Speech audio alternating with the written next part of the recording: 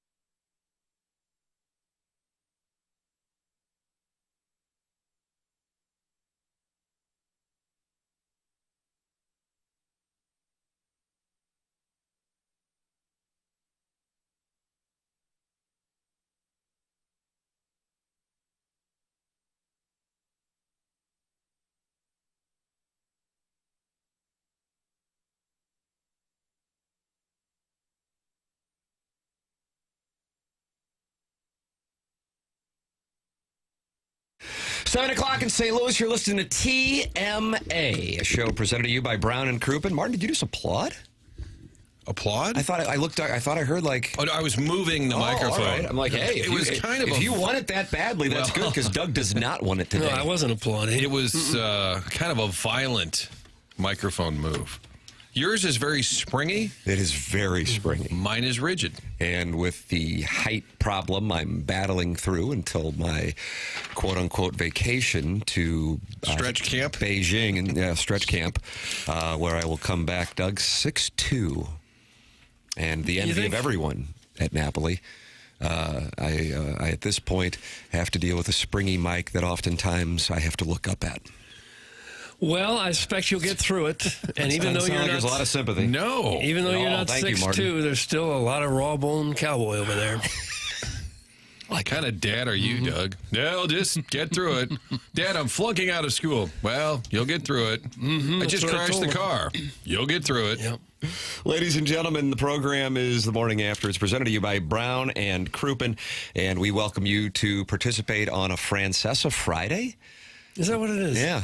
Chairman Curtin manning the phone lines. Callier and Thompson phone lines 314-974-0101. The phone lines will be active as friend of the show, Robert Thomas, will be with us at 8:15. Joey Vitale at 9:15. And the Colonel, Gabriel P. DeArmond, at 10:15 on the last TMA broadcast before we go to Jupiter, Florida for TMA at spring training, which is presented to you by CarStar, your auto body experts, auto body repair experts. Next week, Monday through Friday, Doug, 7 a.m. to 11 a.m. We are live from, I would say, I don't know, 20 yards from the door to the Cardinal Clubhouse, where friends from the organization will feel free to drop by at any time and talk it over with a... Oh, we have to twist their arm. Maybe Jackson? offer them some sort of snack. Jackson, are you bringing snacks to entice? It's not a bad idea. Yeah. What snack would you bring, bro? Fruit snack, like Welch's fruit snacks. You're really thinking about this. Yeah. Jerky. You know, a lot of those guys are protein forward. You like that, Doug? Protein forward? Would you mind doing an interview and get yourself some jerky? Yeah, like a little gift bag. Like you just went to the dentist's office, made a sticker, like a TMA sticker. And a toothbrush? Yeah, some floss. I think that'd be a good idea. The old days, kids would get lured to the van by candy. You're going to lure them with jerky. Yeah. Hey, guys, want to do some interviews and stuff? We've got jerky. This 53-year-old is bringing candy. I would like Did you bring my M&Ms? Yep, right there. text source. What are the listeners most looking forward to? Because then we'll try and fulfill those wishes. All right, that's a nice question. So if you don't want to call in, even though Chairman Kurt, I'm telling you, he's positioned for the Callier and Thompson phone lines at 314-974-0101. Text in what it is that you are most looking forward to. But really, for this audience, Martin, I know, as you say, you're new here. What are you looking forward to attacking us about? Take your pick. And you can text that in 314-399-9646. And we'll try to deliver. Either one. I've got Wednesday at 10:20. People furious with our Build-A-Wit Jr. interview. Write that down. 10:20. To berate the man? Yes. Okay. In the past, they've yelled at us for the wind. We've had some wind issues. Jackson, you ready for that attack? There's truly nothing one can do about that. You know, like get us a glass cube to broadcast out of. Some good mic socks. Producer Joe would have done that. Built a glass cube. Maybe some sort of Ackerman's got like an RV down there. Oh, does he? I think got a whole spread, like a Winnebago. I think the wind is like an added element to it, you know. I agree with that. Ambient noise, you know. Lets people know that we are outside. We're doing the work. Yeah, it sounds great. Boots on the ground. If you could go ahead and make sure that all the wires and whatnot stay plugged in, that would be great. I can land an HD2 plane. I don't know if I'm built to land an HD1 plane on my own. So you're running the board all next week? Yeah. Wow. You How do gotta you be feel about that, ready. Chairman? What's that? How do you feel about that? Mediocre. Oh, boy, Doug. You want to do a pep talk just like you did to me before I go to the Beijing Pick stretch? yourself up by the bootstraps and get this done. No, Jackson. We'll get through it. Jackson has trained me well. Mike Ryder is going to be there to help out. It's going to be no thing. Okay. But be ready. Let's say Jackson trips over the wires, going to pick up extra jerky, trying to lure Alec Burleson, and all of a sudden we're off the air, and you say, Hi, everybody. Four Nations kicks off this weekend, and then you have to say, here's a recent visit the boys had with... Yeah. Gabe DeArmond. Oh, the Colonel. And it'll be apropos of nothing. Yeah, tonight's game in Tennessee, but you just have something to go to. A couple years ago, that happened at the Ascension Charity Classic, and I just defaulted to the text inbox there for a few minutes. Okay. You probably ought to have something ready to go in case the worst happens. Well, Doug, if you fail to prepare, you're preparing to fail. Oh, my God. And listen to this chairman. You just rub my nose in dog dirt. During that snow day, I had our Doug Armstrong interview just ready to roll. The tape was ready and hot in case nothing was working. I was Rich Gould's guest a couple of times on his Sunday night show. One time I had about 30 seconds notice. I was typing. I didn't have any makeup on. I didn't even have, I think I had like a T-shirt on. Getting ready for my show. It's like 7:40. He goes, what are you doing? Get in here real quick. My guest didn't show. You could have warned me. So I just ran out there. We just kind of made it into a bit. Yeah, what are you doing in there? Yeah? Getting ready for your show? And that was about 5 minutes worth of that. David, how about a little Popeye's chicken? That good for your golf swing?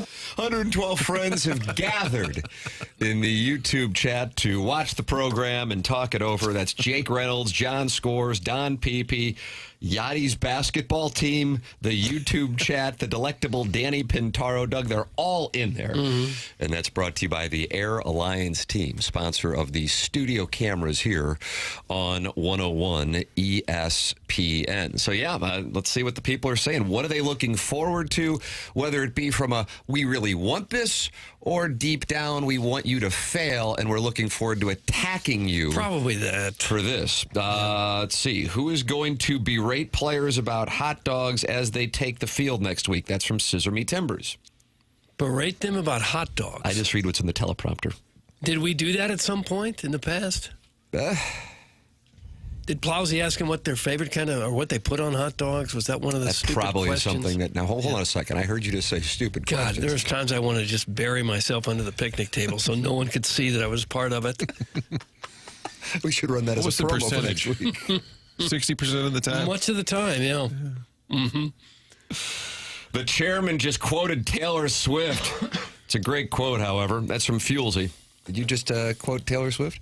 I bet there's a lot of people that have said that line before, but if T Swift has said it, it's probably true. Okay. I'm most looking forward to you all bringing back the Red Hawk report next week. Also, the TMA YouTube chat is filled with January 6th insurrectionists. That's from the Dogtown Asteroid. Is that correct? There must be some YouTube chat that I am not aware of, because the one that I see seems to be relatively, as an occasional new friend we call the burner that pops in, but otherwise... It's a Doug, it seems like an amicable lot.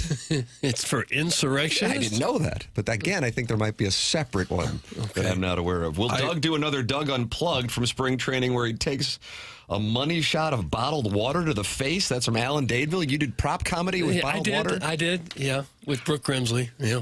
I mean, when you got to come up with a Doug Unplugged at the last minute, you have people pour water in your face and you're done. Well, I've never seen this side of you, Doug. No, that's what she said. I want you to leave Martin down there, one of them. Tim, I'm in favor of that. I'm okay with it. Yeah. If it pleases the 314, I'll stay down in Jupiter. I'm looking forward to hearing Libby Jack try way too hard to be cool around the players, only to get absolutely cucked by them when asking for an interview. Jackson, that's from a man you acknowledge as attractive, but you're not attracted to. Eric in the Central West End. Well, he's funny. Funny guy. Have you done the interview approach with athletes before, Jackson? No. Yeah. Like locker room work? This really is a maiden voyage. No, I've never done that. You could do what we did in Vegas and just offer him $1 to talk to us. True. Sometimes it would be $2 or $3. But you're the same age as a lot of these guys. Maybe there'll be a bond there. Hope so. But, I mean, I'm also, like, in their office asking them, like, inconveniencing them. I don't know. Well, it won't be that much of an inconvenience when you offer the jerky. It's true. We'll figure it out. You can try and bond. I remember Jack Flaherty a few years back talking NBA with Coos, and I was in the scrum, and I said, is that your favorite sport? Because he just talks NBA all the time. He goes, well, I mean, I don't know. I do play Major League Baseball.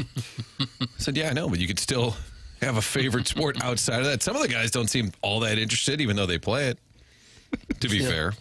Dogtown Astrovan is a cuck bull watcher. It's from Wedding Tackle. I don't know if they have some history, but Doug, it sounds like it based on what I'm reading. Bull watcher? I don't know what Wouldn't that, like, intrinsically, if you're a cuck, you're a bull watcher, right?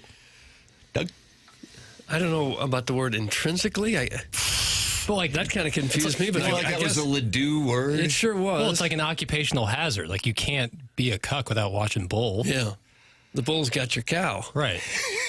That's what I'm saying. Off the morning after 7 a.m. to 11 a.m. You are welcome to call in. You are welcome to text in and email in for our Design Air Heating and Cooling email today, the morning after at InsideSTL.com. That is DesignAirService.com. That is Seth Goldcamp. That is a company that Martin works with, that Doug works with, and that I work with, and that is the longest running sponsor here on TMA. Run into any issues with your heating system? You go to DesignAirService.com. It's that quick. You know you got a problem, you go to DesignAirService.com. I need it to be like Pavlov's dog, Doug. I need it to be Pavlov's dog. Okay. Problem with the system, DesignAirService.com, and you know you're going to be taken care of by a gentleman in a company that's been in operations for a very long time in the St. Louis metropolitan area. I'm talking about Design Air Heating and Cooling in Seth Goldcamp, fourth generation. It's DesignAirService.com, longest running sponsor on TMA, going back a decade. Design Air Heating and Cooling, sponsor of our email today. Email in the morning after at InsideSTL.com. Also, for listeners familiarizing themselves with this program, as we're now 3.5 months into 101 ESPN, and you're going, how come I don't hear my text read? I'm just telling you, percentage-wise, it increases the probability to be read if your name is saved in the text inbox. And today is the last day that Jackson will switch your name in the text inbox. So if your name is not saved, and it just comes in as your phone number, 314-636, what have you, well, text Jackson and say, hey, change my name, and you can become Driver Rob. It's your boy Fuzz, the Orson Woods Wacko, Dale in Grubville, Manute Bowl eligible, the Birthday Hawk, Scissor Meat Timbers, the Recovering Alcoholic, John Lithgow's Harry Henderson, Fuelsy, Gary Pinkle's Cell Phone Etiquette, Veiled Prophet, Carlos Spicy Wiener, Doug's Prison Wallet. They're all in there, Doug. Yes, I know. Save your name, and then now you've got a nom de plume. Okay. Doug would prefer that we use their real names. Government names, please. But I would consider that to be dox season. And I'm against dox season. Well, they know who we are. Are we being doxed? Martin? Don't you enjoy a catchy nickname, Doug? I don't mind it. But when they get vile, I'd like to know who it is. I like when they want it changed. They become established as a certain nickname, and then at the bottom they say, please change it to. I've noticed that. Jackson, is that a Hoosier Trojan horse? No. Kind of a pain in the ass on my end. Then block them. Block him. I'm not going to block him. Somebody is Dirty Chewbacca, but they keep showing up as something else, and they're upset that they're not Dirty Chewbacca. Can you attend to that? Yeah. Get right on that. Top of my list. Top of the list. Ladies and gentlemen, Chris is starting things off here on the Callier and Thompson phone lines on 101 ESPN. Chris, good morning. Welcome to the morning after. Chris. Hey, Martin. Good morning. Good morning, Doug. Hello. All you guys, Jackson, I love your show. Yeah. You guys each have a good point, and you're all informative. I'd like to hear all your points. Ever since the royalty of the Cardinals, starting with the Moon Man, Mike Shannon, Jimmy said it right, okay? All the way down to, where's Scott Rowland? Where's Larry Walker? Okay, where's Lance Berkman? They need to continue the tradition of the Cardinals. Of course, we don't have the greatest, Stan the Man Musial, okay, and Bob Gibson, but we need to have these guys still continue the Cardinal way. George Siskel, he was a big, he was the centerpiece as well, and all these centerpieces that I'm naming, and Willie McGee's home was in the dugout on them honeycomb slats. Okay, he loved being in there and just watching and really just taking it all in. Did you say honeycomb slats? Yeah, I've been in the dugout a long time ago. David Green and Andy Van Slyke busted through the crowd, and Mike Shannon wrote me a letter, actually my mom. Yeah, but that's another story. Ozzy was in the hallway with... We got time. That's a whole nother story with the camera, the top silver camera, Ozzy. That was it. But the main thing here is the legends of yesterday, of just 5 years ago. Even Vigna, bring Fernando Vigna back in. I agree with to that. help us out. Mm-hmm. Even Langford controlled that outfield. I agree with that. Spinning on a dime and throwing it into home plate, And the thing that when I said the other day that Jimmy told Dan McLaughlin, because Dan said, I'm so impressed the way you throw home, that's for all of the 12-year-old kids out there in the outfield. Jimmy said, I simply threw the ball 75 to 85%. Chris, what do you got? What do you got cooking the rest of the day? I mean, I'm working, and that's why I can't stay on the phone all the time with you guys. But as far as like us, don't you think the probability, Martin? Don't you think the probability of the Cardinals being there at the end of the season in a short 6-month span is? I mean, if you take a diamond and they play on the diamond, right? Yeah. If you take a diamond and everybody hits from the north to the south of the diamond, that means home plate up to the north where Willie McGee or Jimmy Edmonds played. Isn't there as much room on each side to hit? So, and them guys can get down. That's why all these guys sat at the same table. Pete Rose, Stan the Man Usual. What about Siskel? Okay, Wow. Rod That's Carew, good. they got their head down. They all played baseball a different way. Mm-hmm. They played just to get on the bases. That's how they played. I agree with Don't you Chris. think that if we hit opposite field and pitch like Dave Duncan told our pitchers, throw the ball at the kneecaps. Okay, our pitchers, all 7 of our pitchers throw it at the kneecaps. Where would we be at the end of the year? Okay. I think, Tim, don't you think he's right? This is... Okay, I mean, can't they just practice that style? Don't you guys remember about 11 years ago when they led the on-base percentage and they did hit opposite field and up What the month middle? was that, Tim? They weren't That all was just October going up there. 22. Okay. That's how we don't have, the Los Angeles Dodgers lineup. No. We got to play. Remember, them guys, remember Tony Gwynn. He was a Cardinal killer. Okay? Remember the guys that stay unusual, get their head down. Remember Pete Rose getting up at the plate. His head would come down to almost his chest. They would swing from their chest to their belly button. All right, thank you, Chris. We've got Chest to the we got to belly get. I want to see 10 callers today. Can we get to 10? I don't want to do. Chairman Kurt doesn't want any part of it. Well, it's off but to he's standing by. It's off to a unique start. Well, the texters were not necessarily a big fan. What? I'm going to make this guy a potion, and it's made of bleach and more bleach. That's No. from the 636. Not kind. If you turn a diamond upside down, you have a... That's from the 314. Diamond. Oh, my God. My ears, they're bleeding. If you just don't think about it too much, though, it all makes sense. Doug Brian Henshin is monitoring the situation with the Indianapolis Colts. What the hell is happening right now? Not pleased with it. The hell's this guy talking about? Oh, come on. The 636. There's really a lot to break down, Doug. I think he made some good points. Swing from what is it? Is from the shoulders to the belly button? Chest. Sound really to the dumb Throw right the now. kneecaps. Chris, you, wood chipper, jump. That's from the Mail What Prophet. the hell does it mean, chest and belly button? Are people going up there hacking it after they're throwing an I guess axe? it means kind of a downward swing. When you hit the home run off of Tom Seaver, were you on a downward plane? No. I had a little uploft. Oh, nice. And it was a upper swing. slider, and it didn't No, slide. it's just a meat fastball. Did George Siskel, did he also do movie reviews? Yeah. In addition to being a Cardinal coaching legend. With Gene Ebert? Yeah. I miss those guys. Miss them badly. I kind of like the idea of bringing Vigna back. Gritty, gutty ball player. You think he wants to come back? I think he would show up for a couple days. I mean, He wants to be in the Cardinal Hall of Fame. That's what I know. And he charged you with getting that across the finish line. Made it very clear that that's my job. I love the term "them guys." It was that could be a shirt. Yeah, them guys. It's probably more important to bring guys who can still play back rather than guys that used to play. I mean, it's nice to have both. You Nice mean to the have current roster's more important? I think so. They added a player yesterday, Michael Hellman. The community is buzzing about it. The 40-man is now complete, Doug. Yep. Okay. Picked up Michael Hellman from the Twins. Holding the Mayo. Does he even figure to make Jackson the just squad? shook his head. That could be the end of the alliance right there. That moment might have ended the alliance. Are you distancing yourself from that comment? You're just better than that. I know you are. He's not likely to make the final roster. He's got 10 big league at bats, I think. Yep, 3 for 10.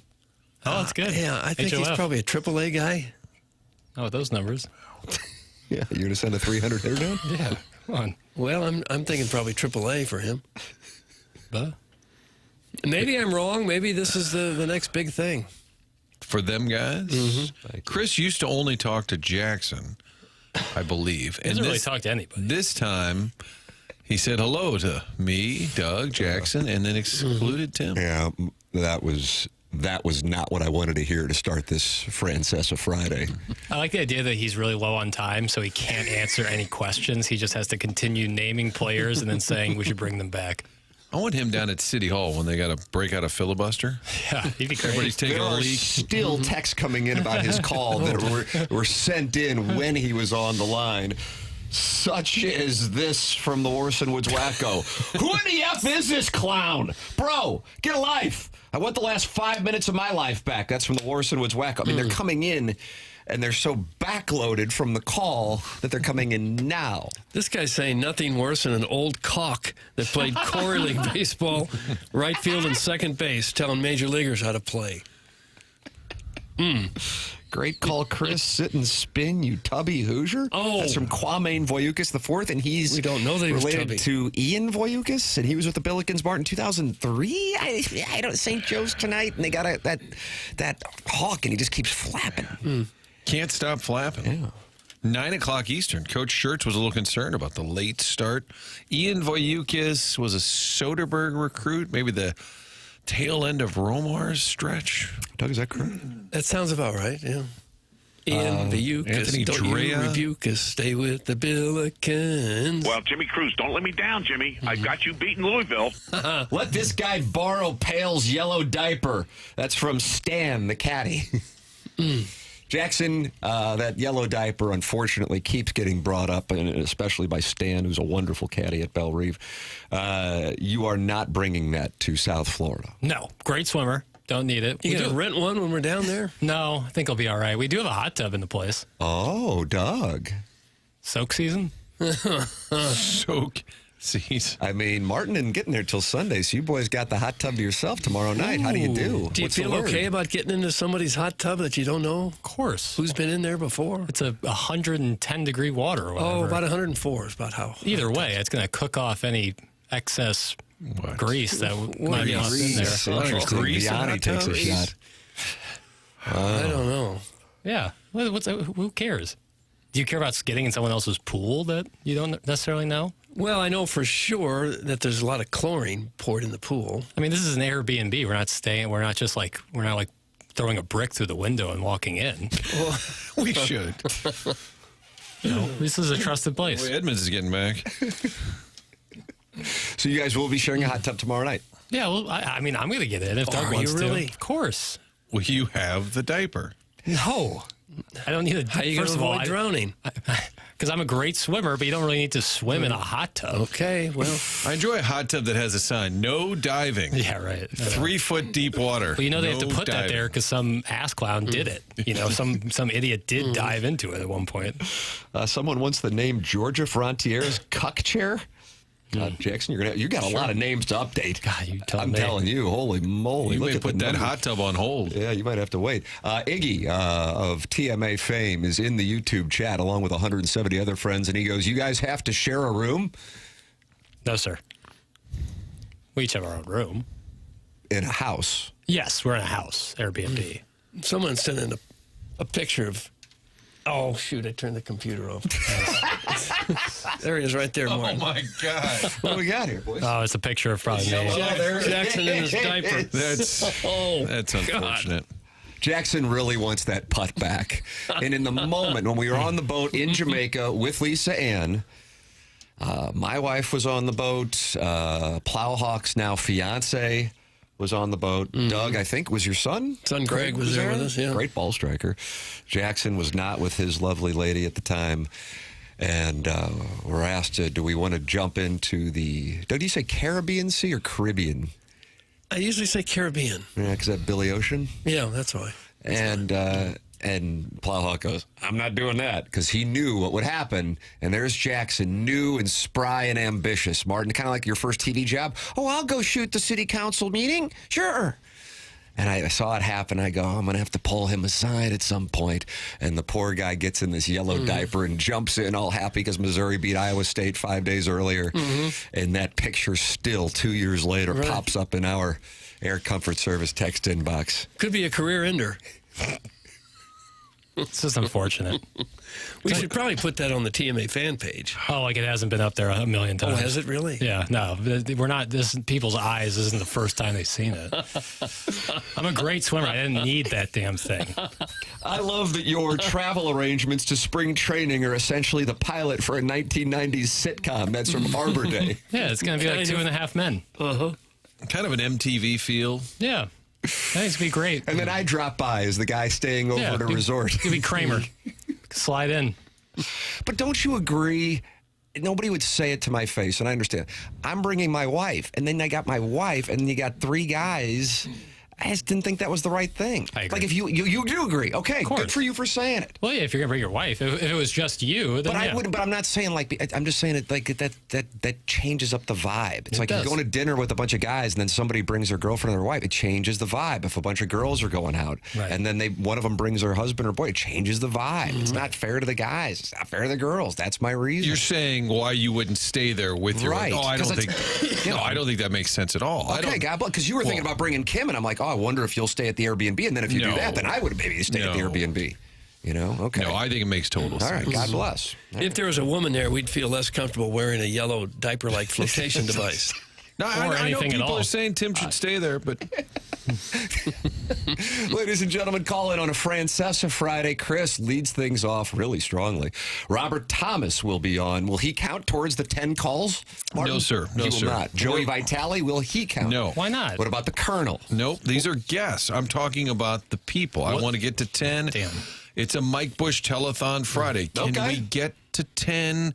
The kids need you. Oh, I like that. And right now we're at 1. All right. Call in 314-974-0101. Robert Thomas, Joey Vitale, and the Colonel with us. They will not be with us next week. It's all Cardinals all the time, which comes at a perfect time because the Blues will be off for a couple of weeks following tomorrow's game against the Blackhawks. Doug, last night, I don't know where people's heads are at. I kind of sense that there's a healthy portion of the fan base is kind of like, I don't really mind them losing and not picking up a point because they get closer and closer to a better draft pick. You know what I mean? I think that's kind of, we've reached that point with a portion of the fan base. And sometimes people might be uncomfortable saying it, but I think we're there for, I don't know, a third of the fan base. You know what I mean? We were scolded about that by Jamie Rivers yesterday. I know, and I get where he's coming from. To creep in. I get where he's coming from. Hey, Jakey, big mistake. He said, I'm gonna pay you back for what happened in South Florida. So he's not in that mindset. Didn't necessarily go well for him. No, but at least he sent a message. That was a real crusher to lose with 12 seconds to go. They can't get a break either. Bouncing puck. Yeah. Bounced off Kachuk. Kachuk finally was given credit for that goal. But I don't know how you defend against that. Montgomery said you got to check the guy who shot it the first time. But that's a split-second thing. They just can't catch a break. But Matthew, much like Big Walt, likes to hang in front of the net. You got to have more of that. And when the other team does it, clear them out as best you can. You'd like to see the Blues do more of that. He was in a greasy area. Yeah. Let's be honest, gentlemen. Even if we were fortunate enough to get into the playoffs, this team ain't going anywhere. So I'm with you. That's from the 618. But it'd still be fun to be in the playoffs. Love the Stanley Cup playoff. Yeah. However, love them even if the Blues aren't in it. It's a million times better if we got a little sweat. Just to con yourself in that they can make a deep run. Doug, 2012 LA Kings, 2006. Was it 2006 Edmonton Oilers? I don't know the years, Tim. Prongs? 2006. Surprise guest. Oilers. 2007, the Anaheim Ducks won the Cup. Pronger was on the team, and then he threw a party, and he had Sugar Ray as his house band. Mark McGrath? And the Police came. Yeah. Or Sugar Ray Leonard? No, Sugar Ray, the band. Mark McGrath. Mark McGrath, yes. Not Sugar Ray Leonard. Oh, they might have been there. It's Hollywood, California. Blues are in 6th place in their division, and it's February 7th. I think that just kind of tells you where they're at. And not in a great spot wild card wise at this point now. The Canucks have begun a Sunday charge, and they now are 8 points ahead of the Blues for that final wild card spot. And Doug, you enjoy talk of games in hand? I do. I really like that. The Canucks have one. So, I mean, it's kind of where it is. And it sucks that that's where it is because we're in this spot yet again, but talking about it from that standpoint in February. But, you know. At this point, they'd almost have to go on a 8 or 9 game winning streak to get close because Vancouver might win half their games. So it would take that just to get up there close. The shame of it is they played well Tuesday. They played well at times Thursday, against the 2 teams that were in the Stanley Cup final last year. So if I'm Doug Armstrong or Tom Stillman watching that, I would say, we're not that far off. We're taking on 2 of the best teams in the NHL. We're right there. Could have closed it out Tuesday instead of going to overtime. Could have forced overtime. We're right there on Thursday night, but there always just seem to be a tick off. And I'm not sure what it is about I would love to get somebody like a Craig Berube on the lie detector. Okay, what are you seeing with this group now that you saw when you were here? Because by the time he got fired, as shocking as that was, I think he was good with it. He was like, I'm out of here. It's fine. Somebody else try this group. I'm good. And I would love to get his honest hockey assessment of what's going on here. I agree with you. They came within a whisker this week of getting 3 of a possible 4 points and wound up with only 1. And that's a difference of 2 points, Tim. Yeah, you were able to do that on the fly. I saw that. Yeah. Jackson seems busy over there. What do you got going? I have to tell you, Jackson, when you came walking in the studio, you look like a man with a purpose. I am a man with a purpose. And what's the purpose? In the words of Jalen Hurts, I had a purpose before they had an opinion. I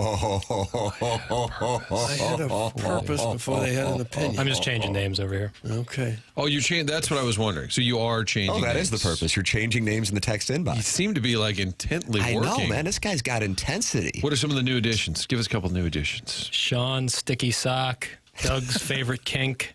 What is your favorite kink? I don't have one. Really. Yellow diaper. There's some other ones I just put in there. A plumber. It's just a plumber. Just a plumber. No name, no Bill, no Fred. Luther. Okay. Just people are getting their names in there. And this is what they're concerned about. I said I would do it, so I'm doing it. Okay. That's the man who keeps his word. Try to. I see. Come on, Dan. The Accent Espresso, is that new, Tim? No. That's Sticky Ricky. Okay. TMA Reddit Insider. Those are old ones. Yeah, but he's mad that his name's not Michael Fassbender over. That's so bad. For heaven's You don't sakes. like the name? No. Come on. You can be better than that. All right. Change your names. You got 3.5 hours to do so, and then Jackson shuts it down until what, March 1st? Yeah, that's about right. All right, so do it now. 314-399-9646. And Martin is having a telethon with Chairman Kurt on the Callier and Thompson phone lines, 314-974-0101. Good news. Martin Pestis from Festus is on the line. Thanks. So now that's a That's second number call. Good morning, 2. Pestis. Festus. Gentlemen, Hello there.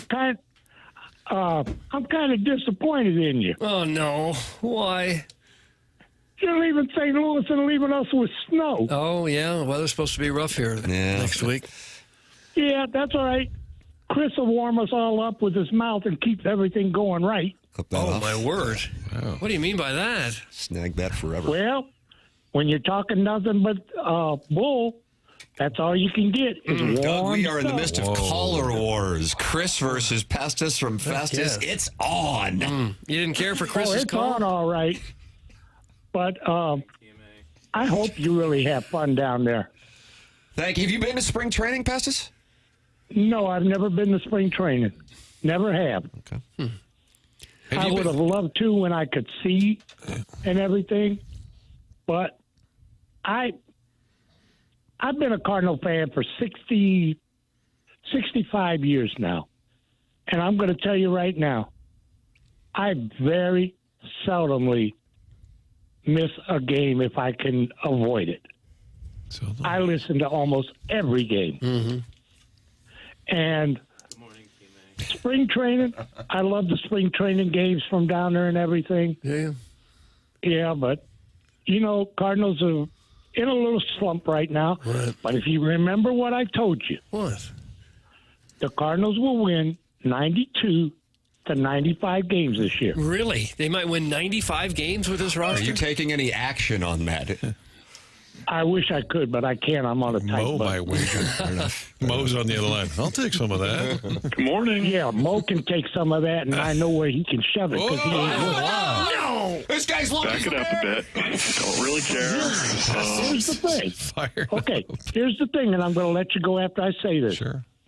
I told you when I first talked to you about it and everything, and I told you they'd win 92 to 95 games.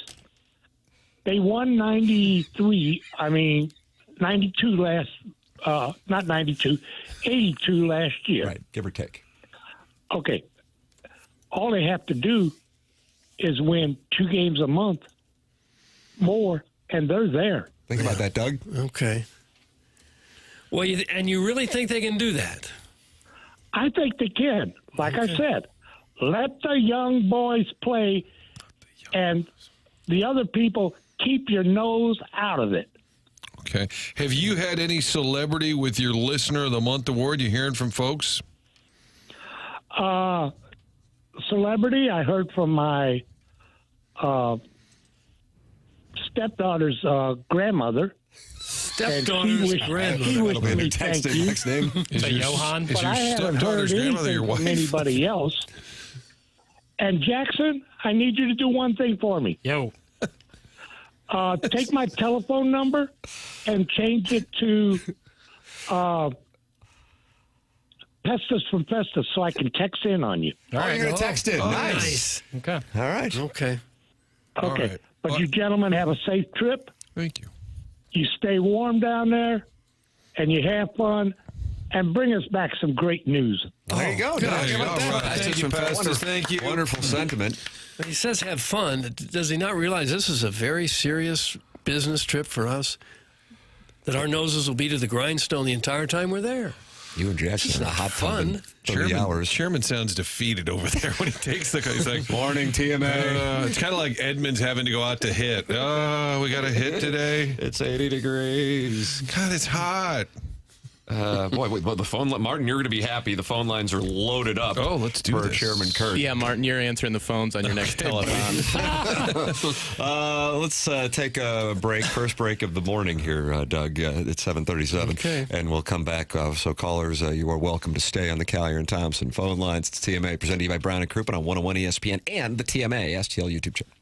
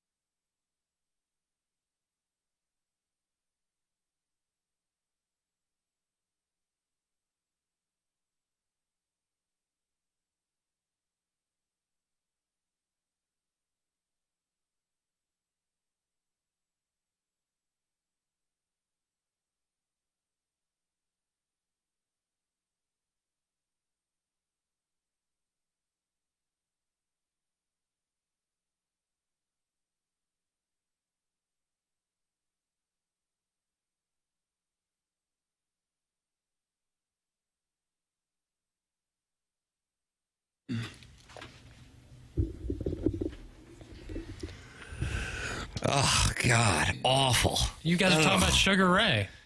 I wasn't talking about it. You guys said something about Sugar Ray. Yeah, it was at Chris Ponger's cup party. Okay, so I Right. took note and I played the song. I think this Smash Mouth just... Hey, now. Oh. Douglas puts me in a bad place. Well, Jackson's doing his best. Bless his heart. Bless his heart. Good for you, Doug. What else would fall in the Smash Mouth, Sugar Ray, would Katrina Uncle and the Cracker? Waves? Uncle Cracker. That's a good call. Remember he played Busch Stadium a few years ago.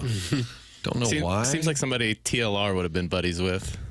Sugar Ray? Oh, yeah, I'm sure he knew all Uncle of them. Cracker. Uncle Cracker. That sounds racist. Bruce Hornsby. Horns. Ladies and gentlemen, it's TMA, and Martin is on a telethon today to get us to 10 callers. That's a lot. And we will not be including on the Stiefel dossier Robert Thomas at 8:15, Joey Vitale at 9:15, and Gabe DeArmond at 10:15. Those do not count. Correct. Also on the Stiefel dossier, our drops of the week. And the Design Air Heating and Cooling email of the day. Compete in that as well. Plus, if you are a new listener to TMA and you want to increase the probability of your text being read, it helps to have a name stored in the Air Comfort Service text inbox, 314-399-9646. And today is the last day, for the month of February anyway, that Jackson will change text names. And if you're watching on YouTube, you can see the attention to detail that he has had. This guy's intense while he sure is changing the names. Got Nolan Arenado news, and it ties into the big Michael Hellman trade. Per John Denton, working to add depth to an infield that could soon be without 10-time Gold Glove winner Nolan Arenado. The Cardinals dealt for third baseman Michael Hellman from the Twins on Thursday. The Cardinals sent back cash considerations for Hellman. That's usually a sign of a large acquisition. Who had 3 hits and 10 at-bats over 9 games with the Twins in 2024. The Cardinals announced a reset following the 24 season, one in which they posted an 83-79 record but missed the playoffs for a second straight year. And so going through this article, he then gets to the point that the Cardinals and Red Sox have again engaged in trade talks centered around Arenado in recent days, a source told MLB.com. Boston would prefer to sign Alex Bregman, but it is in a bidding war with at least 2 other teams for the services of the free agent third baseman, per the sources. A sticking point in any Arenado deal could come down to how much of the $64 million remaining on Arenado's contract that the Cardinals are willing to absorb. So we always hear about $74 million, but because the Rockies are responsible for $10 million, that's where he's coming from with that math. I just want to set the record straight on the total. Yeah, it sounds right. Okay. Martin, do you agree with that math? Say it again. $64 million Cardinals responsible for, $10 million Rockies responsible, 74 all in. So whoever would pick him up, they'd be divvying up 64 because the Rockies are already committed to 10. Like 5 and 5 or something. I believe that's correct. All right. Initial talks in early January broke down when the Cardinals refused to pay as much as $20 million toward the balance of Arenado's contract, a source said. After failing to make much trade progress elsewhere throughout the month of January, the Cardinals re-engaged the Red Sox, the Yankees, and the Dodgers about possible restructured deals for the star third baseman. One player the Cardinals have discussed as a potential return for Arenado, per a source, is first baseman Blaze Jordan, the number 22 prospect in the Red Sox system. Chaim Bloom, who is the Cardinals' president of baseball operations next year, was the chief baseball officer for Boston from 2020-2023, and he has vast knowledge of the Red Sox farm system. He's their 22nd best prospect? And that's who the Cardinals are interested in exchange for. And the Cardinals, of course, have moved Wilson Contreras from catcher to first base, but now they're interested in the Red Sox. Number 22 prospects is first baseman Blaze Jordan. I would say more often than not, your 22nd best prospect never gets to the major leagues. Not that we're expecting some big haul in return. So when he said the $20 million the Cardinals weren't willing to pay, had a deal fall through, was that with Boston, he's saying? I would deduce that. It's not specific. What I think is of note, not only naming Blaze Jordan, who, for the record, is 22 years old, bats right, throws right, and is, per this little news and notes from MLB.com, a legendary power hitter as an amateur. Doug winning his first home run competition at age 11. Wasn't Blaze Jordan the name Abelin took on down at Ole Miss, meeting young ladies? Was he Blaze or was he Clay Stryker? Blaze Jordan sounds a bit made up. He can also do weekends in Richmond. Blaze Jordan. And now, how the Spiders look tonight, Blaze? Blaze Jordan. So that is that the Cardinals re-engaged 3 teams of note. Red Sox, of course, but also the Dodgers and the Yankees. Okay. The point being that the Cardinals were the active party on the re-engagement, not the other way around. Well, I certainly don't blame the Cardinals for saying no if they still have to pick up $20 million of his contract. What would be the point? Well, Might as well play here. But that gets back to the core issue. The Cardinals have such little leverage in the conversations that, barring a big surprise, they're going to be taking a high, hard one. Well, then just have him play here. I don't know if that's something that the parties are pay. interested in. I feel like they downplay it publicly, but I don't know if that's live.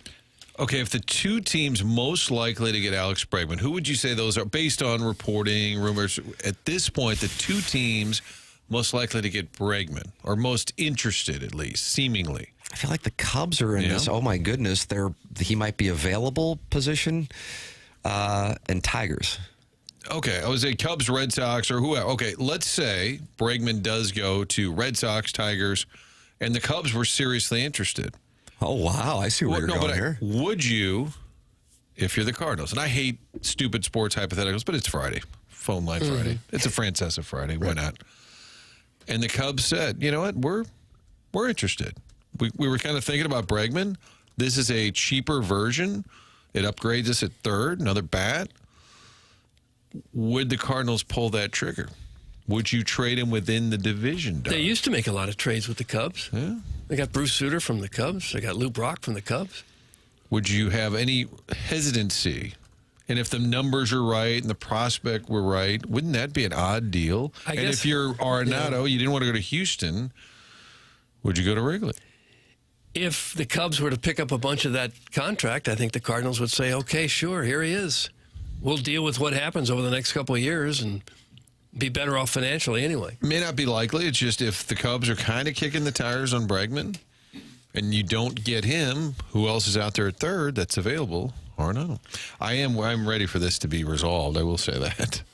But do we want to be there when Nolan Arenado comes strolling in to Jupiter, Florida next week, and we're sitting there at the picnic table, and the first thing he does before he even drops off his bag is he walks right over and says, boys, let's talk it over. Got to get something off my chest. Well, the position players aren't due, I think, until a couple days later. And I don't think he's a candidate to show up early. No. Just going to go out on a limb and say not ours. What if he wants to get some work in on the range at Medalist? Well, that's true. Maybe drop some things off. Doug, for a point of reference to Cardinal fans going, 22nd ranked prospect in the Red Sox organization. Who's the 22nd ranked prospect in the Cardinal organization? The 2025 list is not out yet.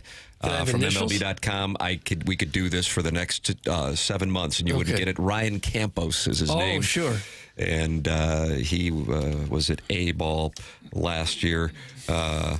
Juan Bin Cho is 24th, and Brunelli Franco is 21st. Okay.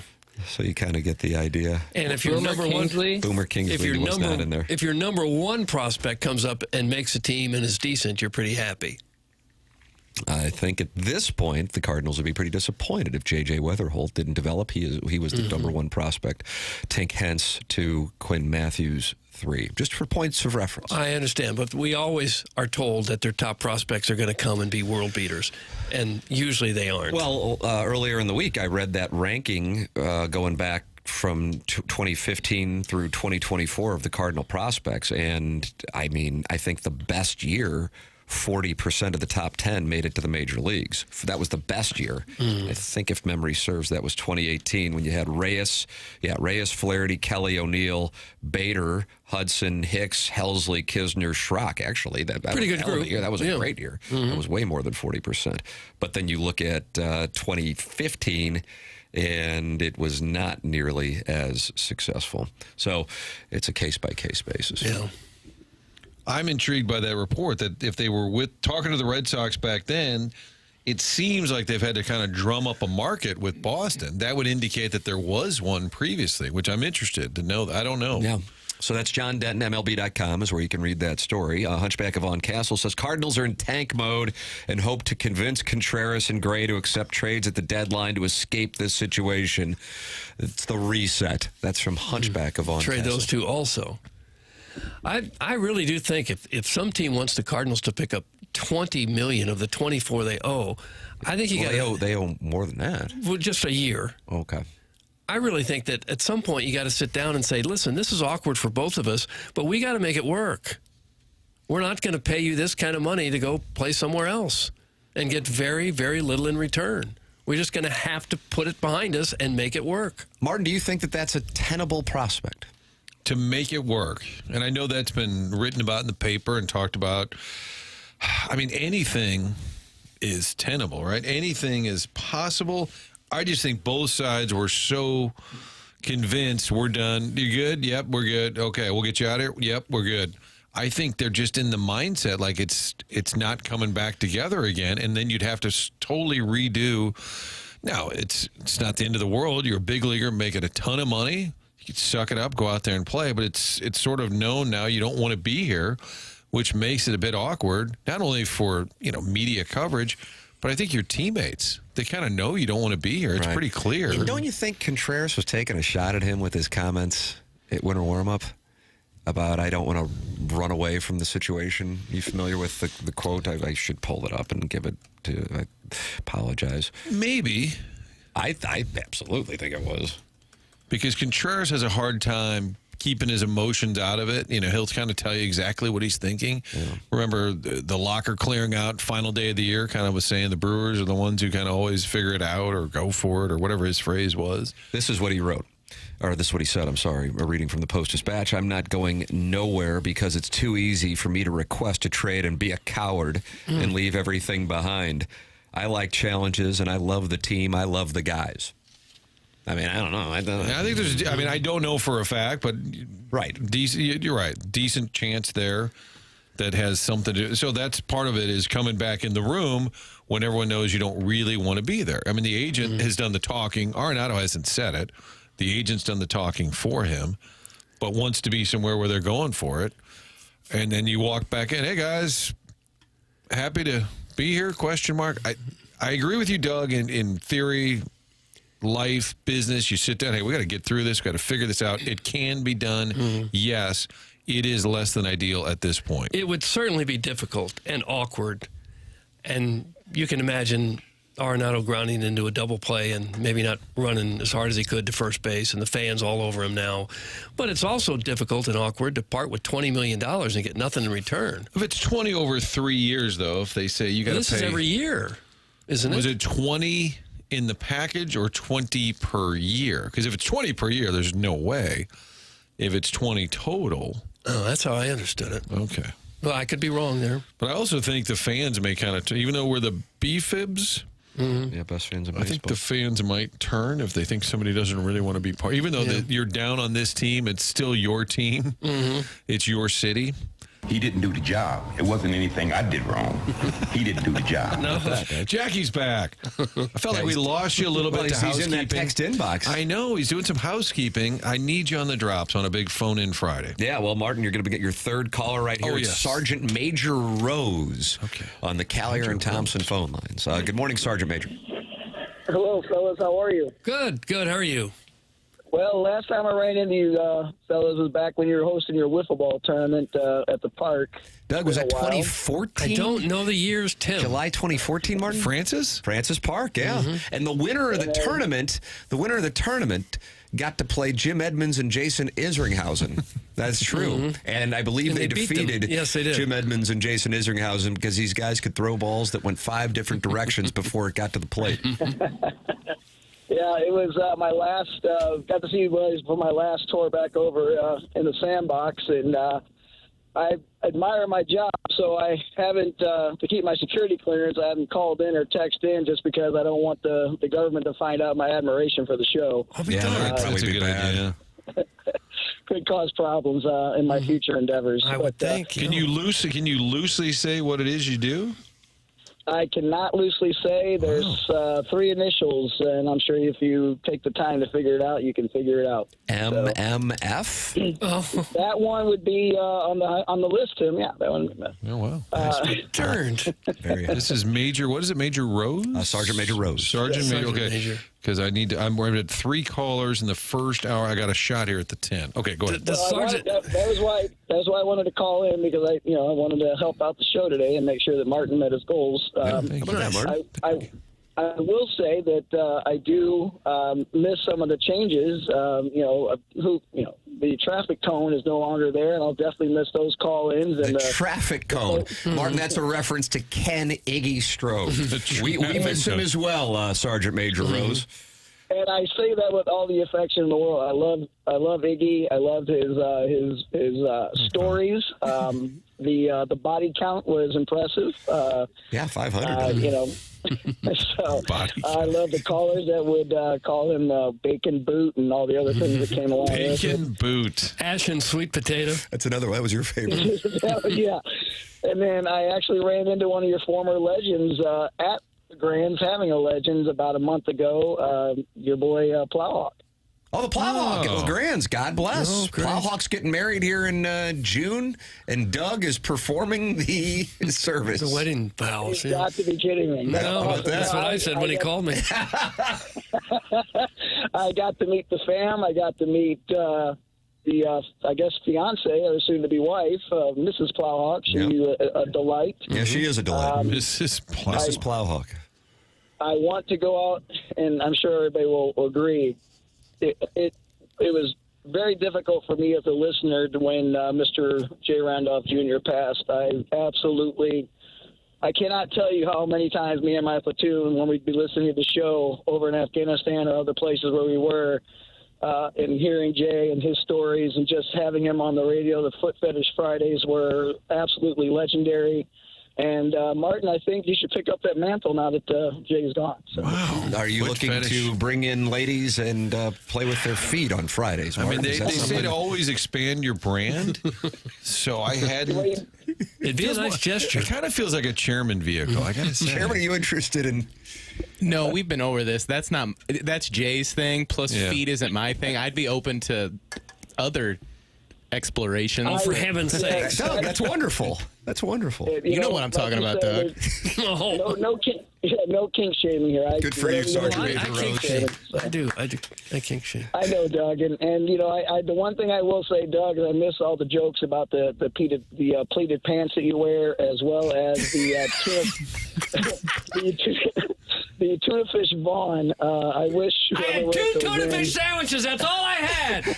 I had 2 sandwiches, and that nickname stuck on me. Oh, my God. Well, Jackie wore one diaper. Yeah, diaper for 20 minutes. A texter has said what I was thinking. The voice sounds a little like Calvin May. No. I know it's not. Calvin. Somebody thought the same thing. No hot foot Fridays here. Hot foot Fridays. Sorry, Patterson. This guy's like a historian. Yeah. There he is right there. That was Cal May. But I just, again, now that my career is about to end in a few months, I just thought it'd be safe if I could call in and still keep my job. For sure. How's everything out there in the real world? Everything is it calmer now? Better?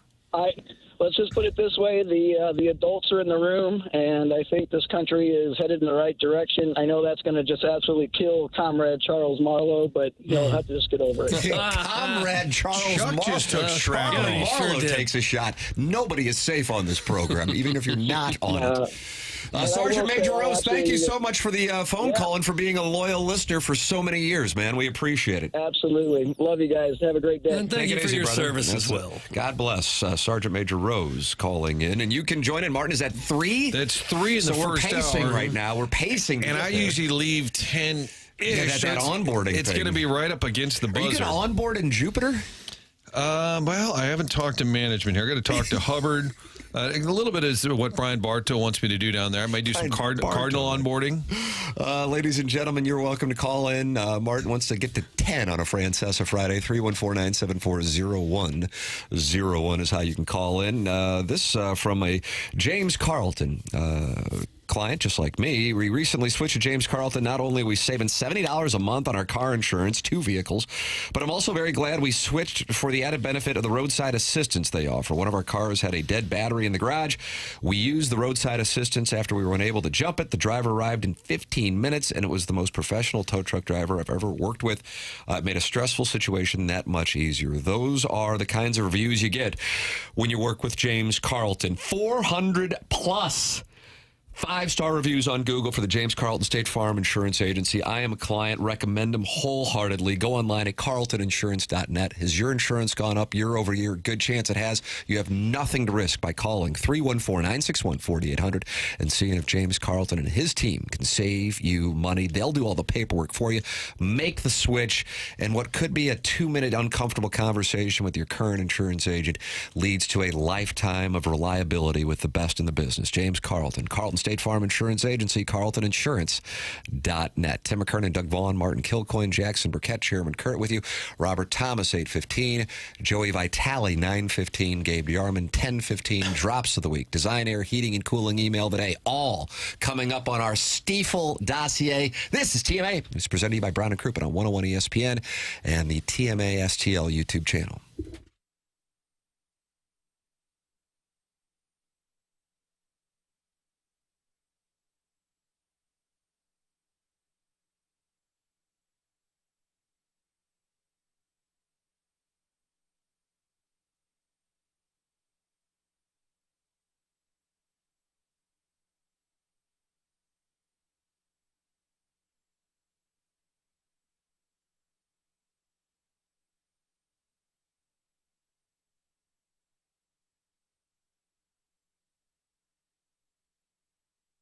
Michael's Flooring's been family and locally owned for over 30 years. Michael takes pride in helping and making sure his employees are happy and making a great living. His passion's flooring, and when you order from Michael, he wants you to have the best experience for the best price. Go to igotfloored.com and check it out. They have 3 easy-to-get-to locations in the St. Louis metropolitan area. They're in Creve Coeur, right here on Olive. They are in Darden Prairie, and they are in St. Peters. It's Michael's Flooring. The website is igotfloored.com. Just come on in or talk to them, and you're going to see the difference. They want to make sure that they suggest the best thing for you, not pushing what corporate's telling them they have too much of in surplus. There is a reason that Michael has continued to grow through the 31 years. Employees love working for him as they feel like family, and he makes sure they're taken care of, and then this rubs off to the families buying the product as they know they have the best interests of the buyers. It's Michael's Flooring online at igotfloored.com.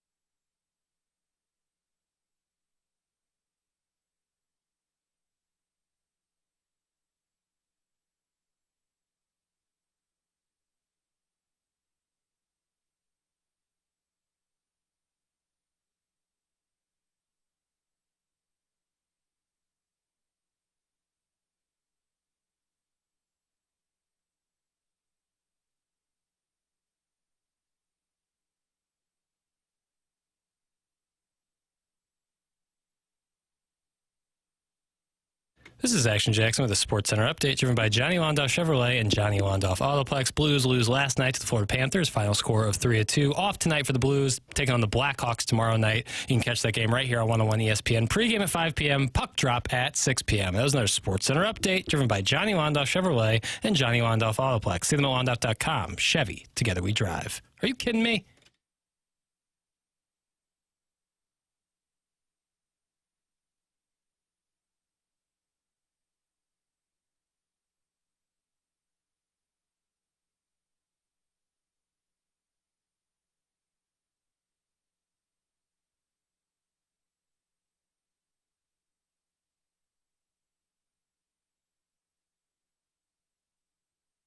Welcome back to CMA 101 ESPN. Tim McKernan, Doug Vaughn, Martin Kilcoyne, Jackson Burkett, Chairman Kurt answering calls as Martin's on a quest for 10 calls today on the Callier and Thompson phone lines, and we're currently at 3, so we're pacing. We're pacing. Not bad. And you will not count Robert Thomas as a caller.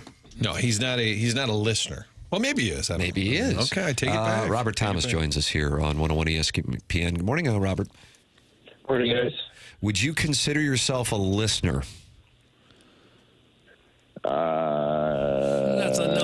That's a no. No. Oh. Boy, I loved it. And the way you were able to hold the He was trying to be polite. I know he was. Yeah, sure. But that was very polite. Can't blame him. As a matter of fact, so we're going to officially count that as a no. I think that is now. What are you listening to when you're on the way to the rink? You going music? You going podcasts? What are you doing? A little bit of both. Yeah. I've been a big Joe Rogan fan. I love listening to him. So, yeah. Favorite Rogan episode? Go. I'm big into the alien conspiracies. Do you believe that there is life beyond Earth? Yes. 100%. What about ghosts? Do you believe there are ghosts? I don't know. To be honest. I'm right there with you. I'm on the life beyond Earth. The ghost thing might mess me up. I don't know. I think here's the issue, though. You start an episode, and I don't know what your commute is, but the Rogan interviews are like 8 hours, so you have to have 10 trips to the rink. I'm still working on Rod Blagojevich. My God, I've tried 6 times to finish it. He's still in prison. I'm waiting for him to get out. I'm still working on it. Yeah, it takes me a week to finish him. Yeah, that's good. I think Joe Rogan might be the most influential media member in the country right now. Outside of me. Outside of you, of course, Tim. You. Talty. I don't know who else would be more important. Yeah. Kerber? Yeah. So it's Talty, Kerber, me, and Rogan? Yes, that's the Mount Rushmore. Guys, I had no idea. All right, now here's the deal. This is the way things work, Robert, just so you know, on our side in an industry that I know you have zero interest in ever participating in. But just by asking something other than about the loss last night and yelling at you about it, we are being soft. So therefore, I have a responsibility to yell at him? To yell at you about the loss and the way that things went down. So you go into the room after playing what was overall, I would imagine you guys would say played a pretty good game, playing against 2 really good opponents back to back, but the way that it ends, certainly disappointing. So from that standpoint, what is your mindset when you're skating off the ice and you're a handful of seconds away from at least picking up a point against the defending Cup champions? Yeah, really frustrating. Against good teams, you gotta find a way to finish it out. That's 2 of the top teams. Obviously, they're both in the finals last year, and you just got to find a way.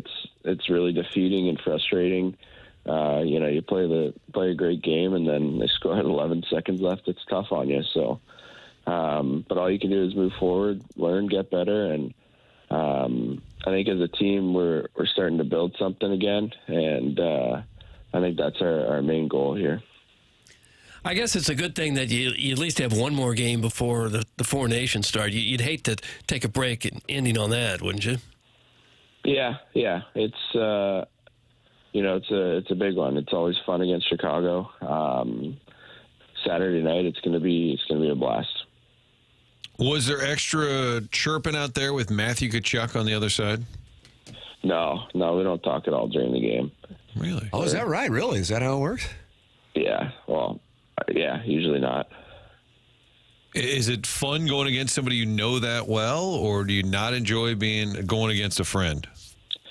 I think it's always fun. It's always a little bit more competitive. You want to get the best of each other, and it's good competition.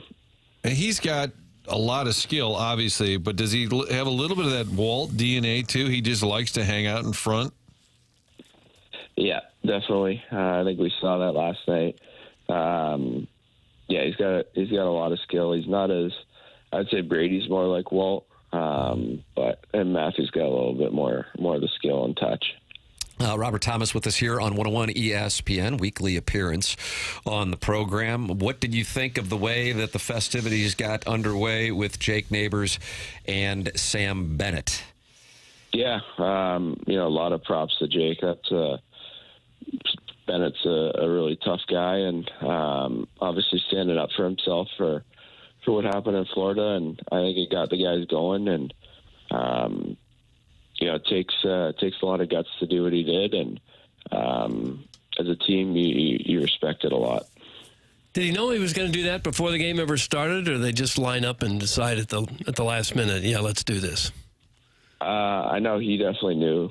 I think a couple of us didn't until he lined up at center, and then we remembered. And is it certain, like decorum in hockey, like Bennett knows the deal, Neighbors know, like everybody just kind of understands? I think so, yeah. And how about the break? What will you do? It's a pretty long time stretch off. What are your plans? We're going to go sit on the beach for a little bit. Oh, nice. And listen to this show? Live stream the show. Yeah. If you're down Jupiter, you could come visit us there and do interviews like every day. Cardinal talk. Thank you. He's going to politely decline the offer, Okay.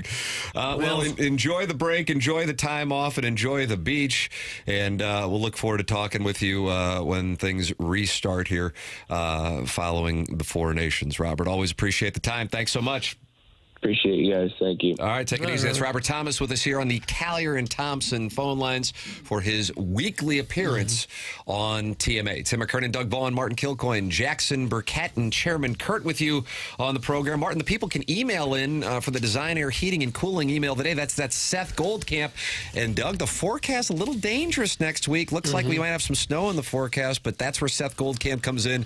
And if you have a heating issue, Martin, he'll fix it up for you. Hey, the great thing about Design Air is they sponsor the email of the day, which means there's like a buildup all day, just kind of waiting and waiting. What will Buck Swope have?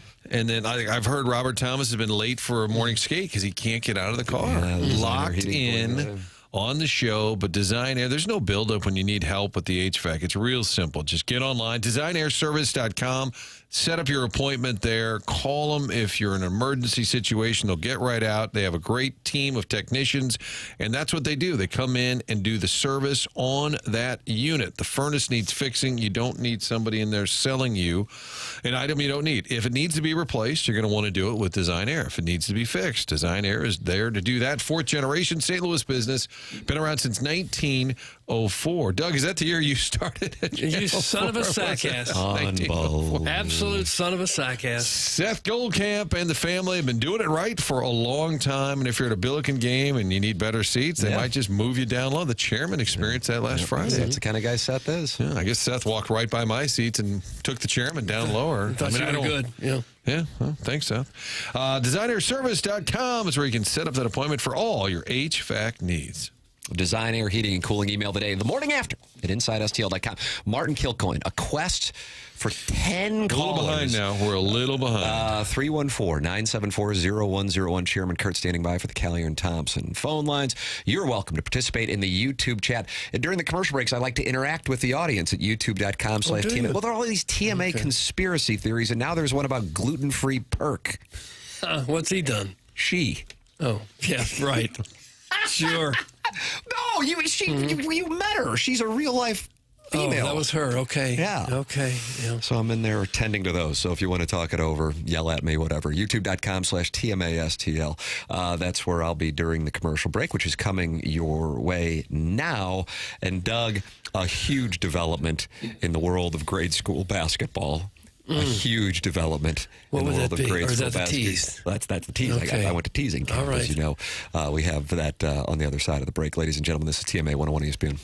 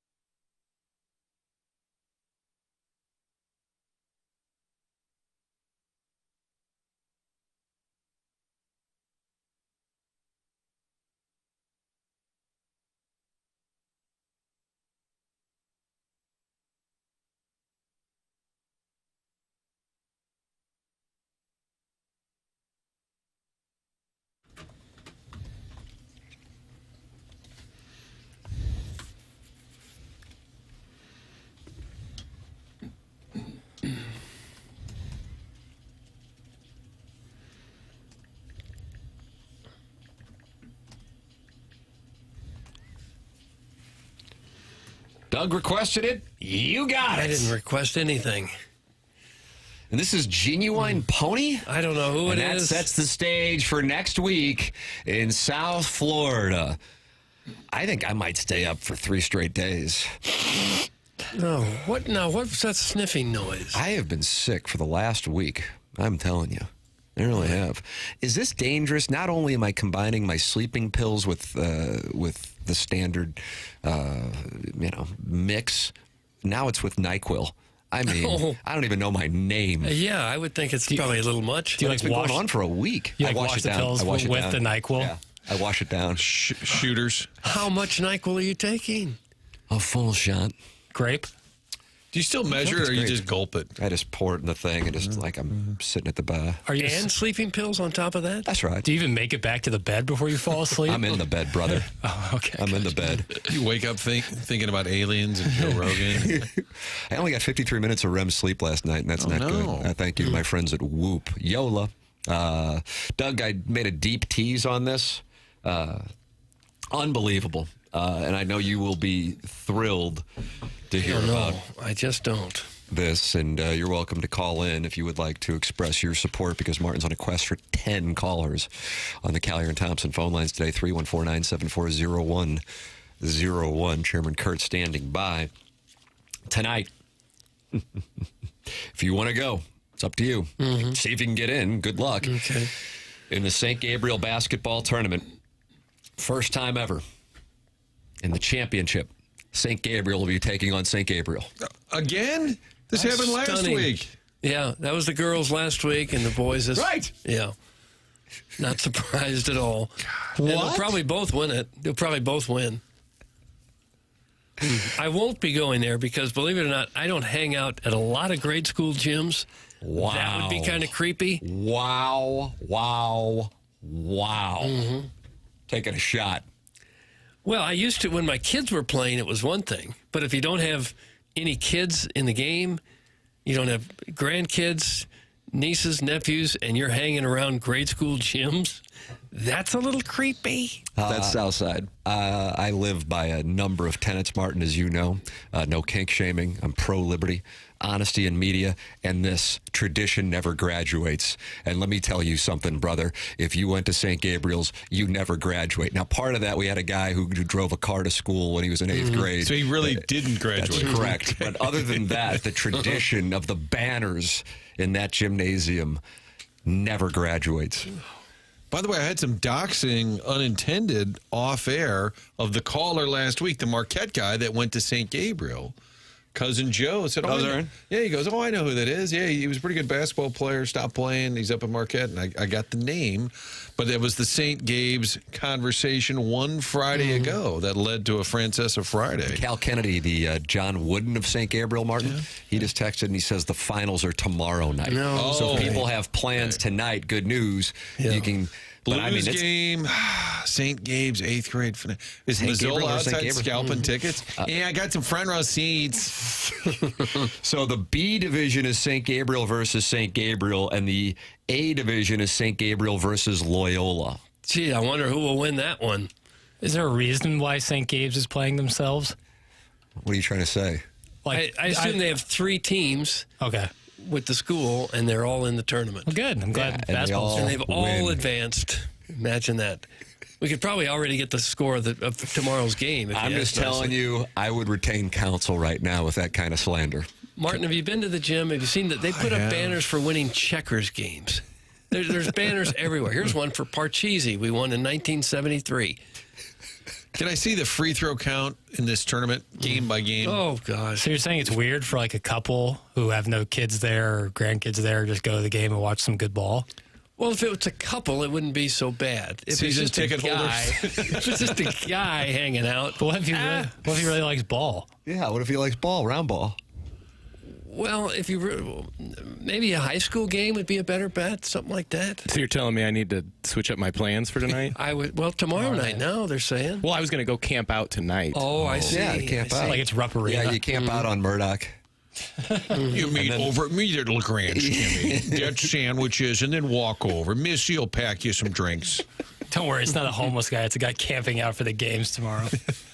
Ladies and gentlemen, Armin is on the Callier and Thompson phone lines. Martin, that's 4 calls. Hey, Armin, good morning. Armin? ARMAN, just in case you guys were wondering. Yeah, we had phone issues the last time, Armin. Let's tighten it up. Yeah, I'm really sorry for that. I just wanted to tell you guys I appreciate listening to you every morning, and I'm sorry for the phone call mix-up fiasco yesterday. But yeah, I hope you guys are all doing well. As far as Mr. NyQuil over there, I'm right there with you, dude. I took everything and anything, and it is still lingering. Is that right? How long have you been sick, Armin? Because I really am going back to last Thursday.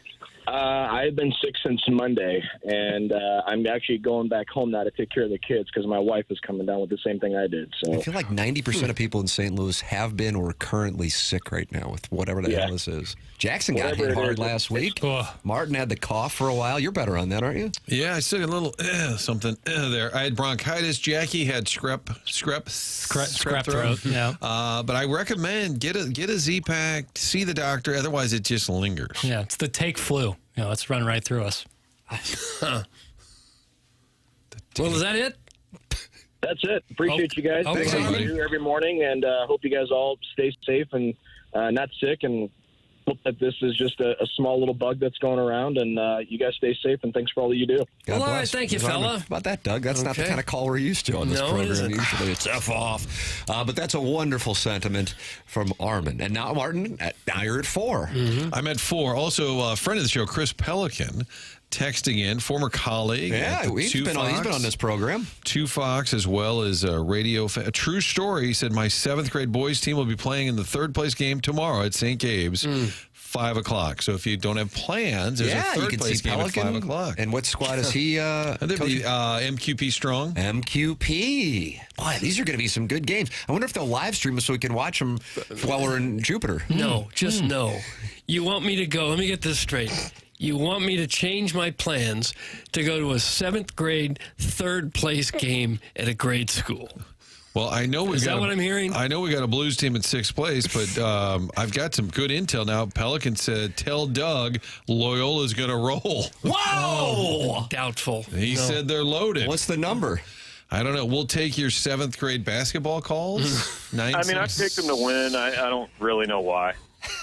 Here's the Colonel. He will give us that kind of insight at 9:15 if you're in Denver. Joey Vitale on the Stiefel dossier coming up at 9:15 in our Mark Hanna Evergreen Wealth Strategies 9 o'clock hour. The 8 o'clock hour brought to you by Fisher Window and Door Store. Jackson, how do you feel about a QFTA today? Be honest with me. If we would just tighter one. I'm sorry. I have things. Martin, you caught that. You looked right at me when he said that. He's afraid you're doing a Rogan today. I just have things I got to do. I got to pack. Well, good news. I got a call at 12:15. All right, we're good. So we're good. I got a call at 12:15. We're golden. Yeah, you can send your emails in for QFTA. I'm in the YouTube chat. I say. And I say it respectfully, you guys come up with these conspiracy theories, but nobody sends me the email so I can answer the questions. Okay. T. McKernan at InsideSTL.com. I'll answer anything you want. I don't give a damn. T. McKernan at InsideSTL.com. QFTA. We'll do that like at 11:15. Yep. All right. On the YouTube channel. Now we got grade school tough guys texted in. Immaculata all day. Doug, great news. Fungo is on the number 5. Callier and Thompson phone lines. That's 5 for you, Martin. You're halfway home right at 8:32. Time check brought to you by Clarkson Jewelers. You got to feel good. We've got guests in the middle. It's going to be tight. All right, let's see what Fungo has to say. Good morning, Fungo. Timmy, how are you? Wonderful. Hello, gang. Hello, Fungo. Good. What's going on, Doug? Are you By roughing the way, games? You talk about the. You roughing the games? I got the B team championship game tomorrow night at 6:00. St. Gabriel versus St. Gabriel in the championship game with Fungo roughing it. Doug, this is just, it's perfect, isn't it? You can't get any better, Tim. Gosh. I don't are going to watch it from South Florida. Feeling good about I want you to be as neutral as possible about this. He is neutral. He's one of the best officials in grade school basketball. He sounded a little too excited about the fact games. Tim, you got that right. 57 years of doing it. 57 years of officiating, Martin. What year did you start? How old were you? Back in 1967. Really? Well, I mean, that's the math, but Martin was asking how old when you started. Because are you 75 years old? No, I was in high school, just like you can do nowadays. That's where Jack Christinell, Mr. Christinell last week, caller. Yeah. From Mr. Marquette. Yes, he started while he was a SLU, and we got a lot of the kids that do that. In fact, last night we had a young man that did it, Mark Mullen. Mark is refereed for Alabama the state of Alabama and state of Nebraska high school. So he's gotten himself around. So we branch out a lot. Okay. Well, it's a tough job and a thankless. Exciting. It's a thankless job and a tough one. I could see why you'd want to throw the games and not have to deal with a lot of crazy parents. Well, apparently this Loyola, they've got this kid called Bryson Young. Oh, yeah. Games he's got We're breaking down the 7th grade basketball player. Bryson Young is his name. Coos is like, this was my whole first segment. Now, Cal has said that you got to keep an eye on this kid. He's going places. Oh, really? We know he's going to go to Gabriel's on Saturday night. Where he goes after that, who knows? Fungo, you ever officiate a game with Cusimano coaching? Never have. Okay. We, because we were in the South City district, and he was one of those. He was in the West County. Elitist. You ever have to throw anybody out of a game? I kicked a guy out a couple of weeks ago for yelling "bull." A couple of years ago. Yeah. He screamed at one of my partner, who was only 17 at the time. He yells "bull." I walked over. I said, "Sir, if you don't leave quietly, I'll let the game go on and not forfeit it." He says, "What for?" I says, "Just trust me. I'm using better judgment here." Mm-hmm. Next thing you know, he's out. We continued. His daughter's team was winning the game. They were crushing the team they were playing. Yeah. But it's like, he was constantly on my partner, who was a young kid, and he wouldn't say anything to me, so I just took care of the situation. He left, and we continued on with the game. You ran him. I like when it's 3rd grade basketball and the coach like, "Come on, Zebra, you idiot!" And it's like a 12-year-old kid. Yeah. Yeah. Fungo, could you be influenced if somebody was throwing a LeGrand's gift card at you? Would you throw the game? Well, it certainly won't be Mom's Deli one. Oh, that's true. Yeah, tough situation there. You got any insight on where Mom's Deli is going to relocate to, Fungo? Somebody mentioned Dado's yesterday over there in Hampton. What is that again? Where is it? There's a possibility of going there. Who knows? By the Dairy Queen, Tim, on Hampton. Oh, yeah. There's a barber shop, I think, over that away. Mm-hmm. Right by DB Proud. But it's quite a mess down there, I should say, because I read the petition as to what's going on in the court case. It's all been settled. They lost the lease, but I just find it amazing that you lose a lease when it's 3 family members that own the building. Yeah. So, who knows? Yeah. Well, Fungo, thank you for being caller number 5. I need 6 and 7 to load up quickly. We're going to get behind on my quota here. Okay. Doug, you got quotas, don't you, with government? In honor of Bob Plager, I was number 5. Oh, there you go. Fun fact for no one tell. Very nice. Thank you, Fungo. Guys, take care. And try to make sure Martin doesn't use the F-bomb at any kids' events, okay? Good for you. Yeah, Martin, that's what you're known for, apparently. But that's with my own team. Okay, that's different. Thank you, Fungo. Fungo on the Callier and Thompson phone lines, caller 5, and he will be officiating St. Gabriel versus St. Gabriel tomorrow. I guess we'll be out probably at a cocktail lounge. Maybe we'll start in Miami. Stream it. And have them switch from the Heat game to the St. Gabriel B bracket versus St. Gabriel matchup. That'll be awesome. They have cameras set up in almost all hockey rinks now. Oh, yeah. So you can watch your kids play whether you're there or not online. I wonder if they'll start doing that in high school basketball teams, or if they already have it. Maybe. For high school games, for sure. How about grade school, St. Gabe's? I can't speak to that. They should. I'm seems to be a big market for it. They should. Thank you. We have people texting how good Loyola is. We're talking about 7th grade basketball. Cal Kennedy, the guy, he texted me, he goes, I've been watching games up here for decades. He goes, I've never seen a kid like this kid. He was texting me last night. So have to get a camera. You might have to, you can be on top of this. So you can beat Frank to one of these young ball players here. What did he say his name was? Bryson Young. Right. You know what he said? 7th grader? Maybe Coach Schertz, hey, maybe you should just offer him. Yeah. Offer him early. Friend of the show, Coach Schertz, can be on top of it. Tim, Loyola's going to win by 15. They produce athletes. So the number is 15, Doug, in Las Vegas. You're welcome to get involved as well. Martin's looking for 10 callers. We're halfway home. 314-974-0101. Those are the Callier and Thompson phone lines. Doug, you know anything about Callier and Thompson? I do. Callier and Thompson is your go-to source for every design consideration. If you're looking to redo redo your house, this is a place where you can go and you can trust them. And that's a big thing in that business. It's hard to know who you can trust in your home and if they will back up their work. Collier & Thompson stands behind every job they do. During the process, they are always available right there for you. The Collier & Thompson team cares about the work they produce. For them, it's more than just a job. They take pride in all the work that they do. Their core values are summed up by simply doing the right thing. It may cost them a little extra time or dollars, but that's what sets them apart from the competition. They've been doing this since the 1950s in St. Louis, have all kinds of fantastic reviews. You go to their website, it's a good chance to look at some of the before and after pictures. It looks like those HGTV shows where you start out with the house and you go, oh my word, and then 30 minutes later it looks like the Ritz Hotel or something. That's the kind of work Collier & Thompson does too. How about some of these reviews? Connie E. says the entire process went well. Mark was the supervisor, always communicated with us, all the installers, including the plumbers, electricians, floor people, painter, all very professional and competent. We are extremely happy with their new rooms. What do you have to say, Mark M? Well, all construction completed on time, workers extremely friendly, cleaned up and vacuumed every day they were here. Overall, very good experience. Owner came out at the final inspection and noticed a nick on the door and ordered a new door. That's how Collier & Thompson does it. They are simply the best in town when you need work on your house, whether that's a whole new kitchen, a partial kitchen, a master bathroom, you want to redo the basement, anything. Collier & Thompson can handle absolutely anything in your home. They're on Manchester and Baldwin, next to Uncle Bill's Pancake House. Collier & Thompson, come home to quality online at collierandthompson.com. There it is. Email in for the Design Air Heating and Cooling email today. Brand new podcast just released this morning. The set that they built for this new podcast with Riz of The Riz Show, Anthony Stalter of The Fast Lane, and me. It's called The Spread Zone, and it's a sports gambling podcast, and the very first episode is available for you on YouTube, the 101 ESPN YouTube channel, on The Riz Show channel as well, 105.7 The Point, The Riz Show, and it is in your TMA podcast feed. Subscribe to the TMA podcast feed, tmastl.com, and wherever it is that you may podcast.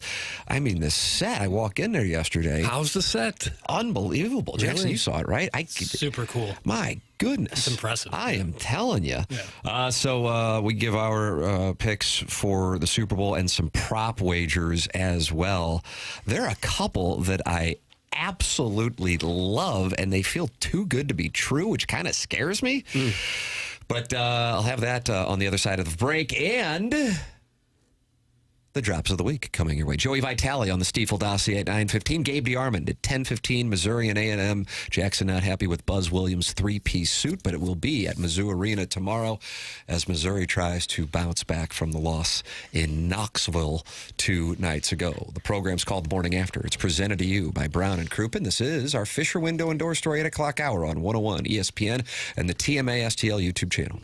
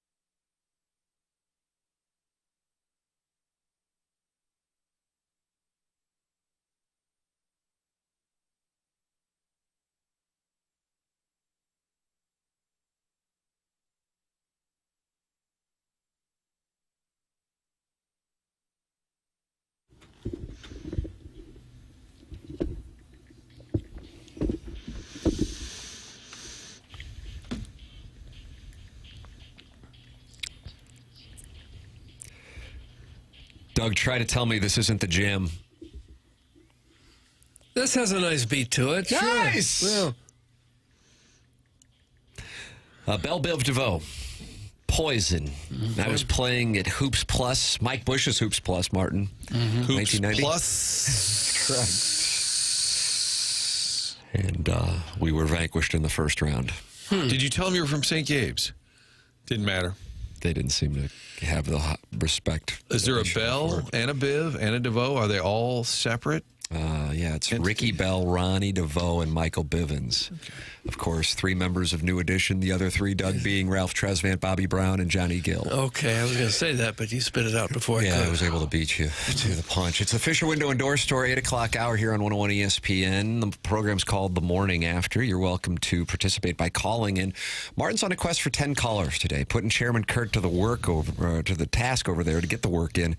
And Fungo was the last caller, so we're at 5. Martin, do you think we're going to get there? It's 8:49 in St. Louis. Kind of like Pestis saying we're going to get 95 wins out of this squad. I'm a little concerned. I've got Chris Pestis, Sergeant Major Rose, was it? Armin with an A-N, and then Fungo. Caller 6, who's next? 969, whatever the number is. 314-974-0101. And you can participate in the YouTube chat at youtube.com/TMASTL. Ladies and gentlemen, it is Friday.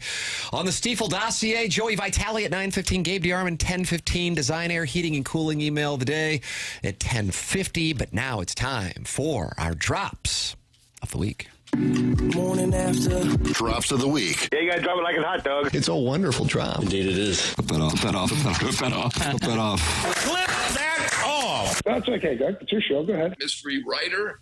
Because I don't know his name offhand, but good for him. What do you got cooking today, Pestis? Don't try to send me their wives. I don't want them. Oh. Really?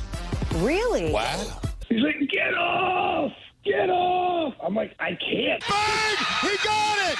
Bang! He got it! You go ahead and get your white wherever you want to get it and take your chances. Oh! My wife I've delved into lunacy, but he's excuse me. Oh, excuse me, I'm putting out a cigarette here. We'll see you later. That was Drops of the Week. Drop, down, drop. Get it. I didn't even recognize your voice there as you were battling, Martin. I had like a stroke. I couldn't talk. Don't say stroke. Oh, I'm sorry, Dad. It was a frog got in your throat. Frog, but I couldn't quite clear. I heard some Jamie Rivers, John Heyman channeling his inner RFK.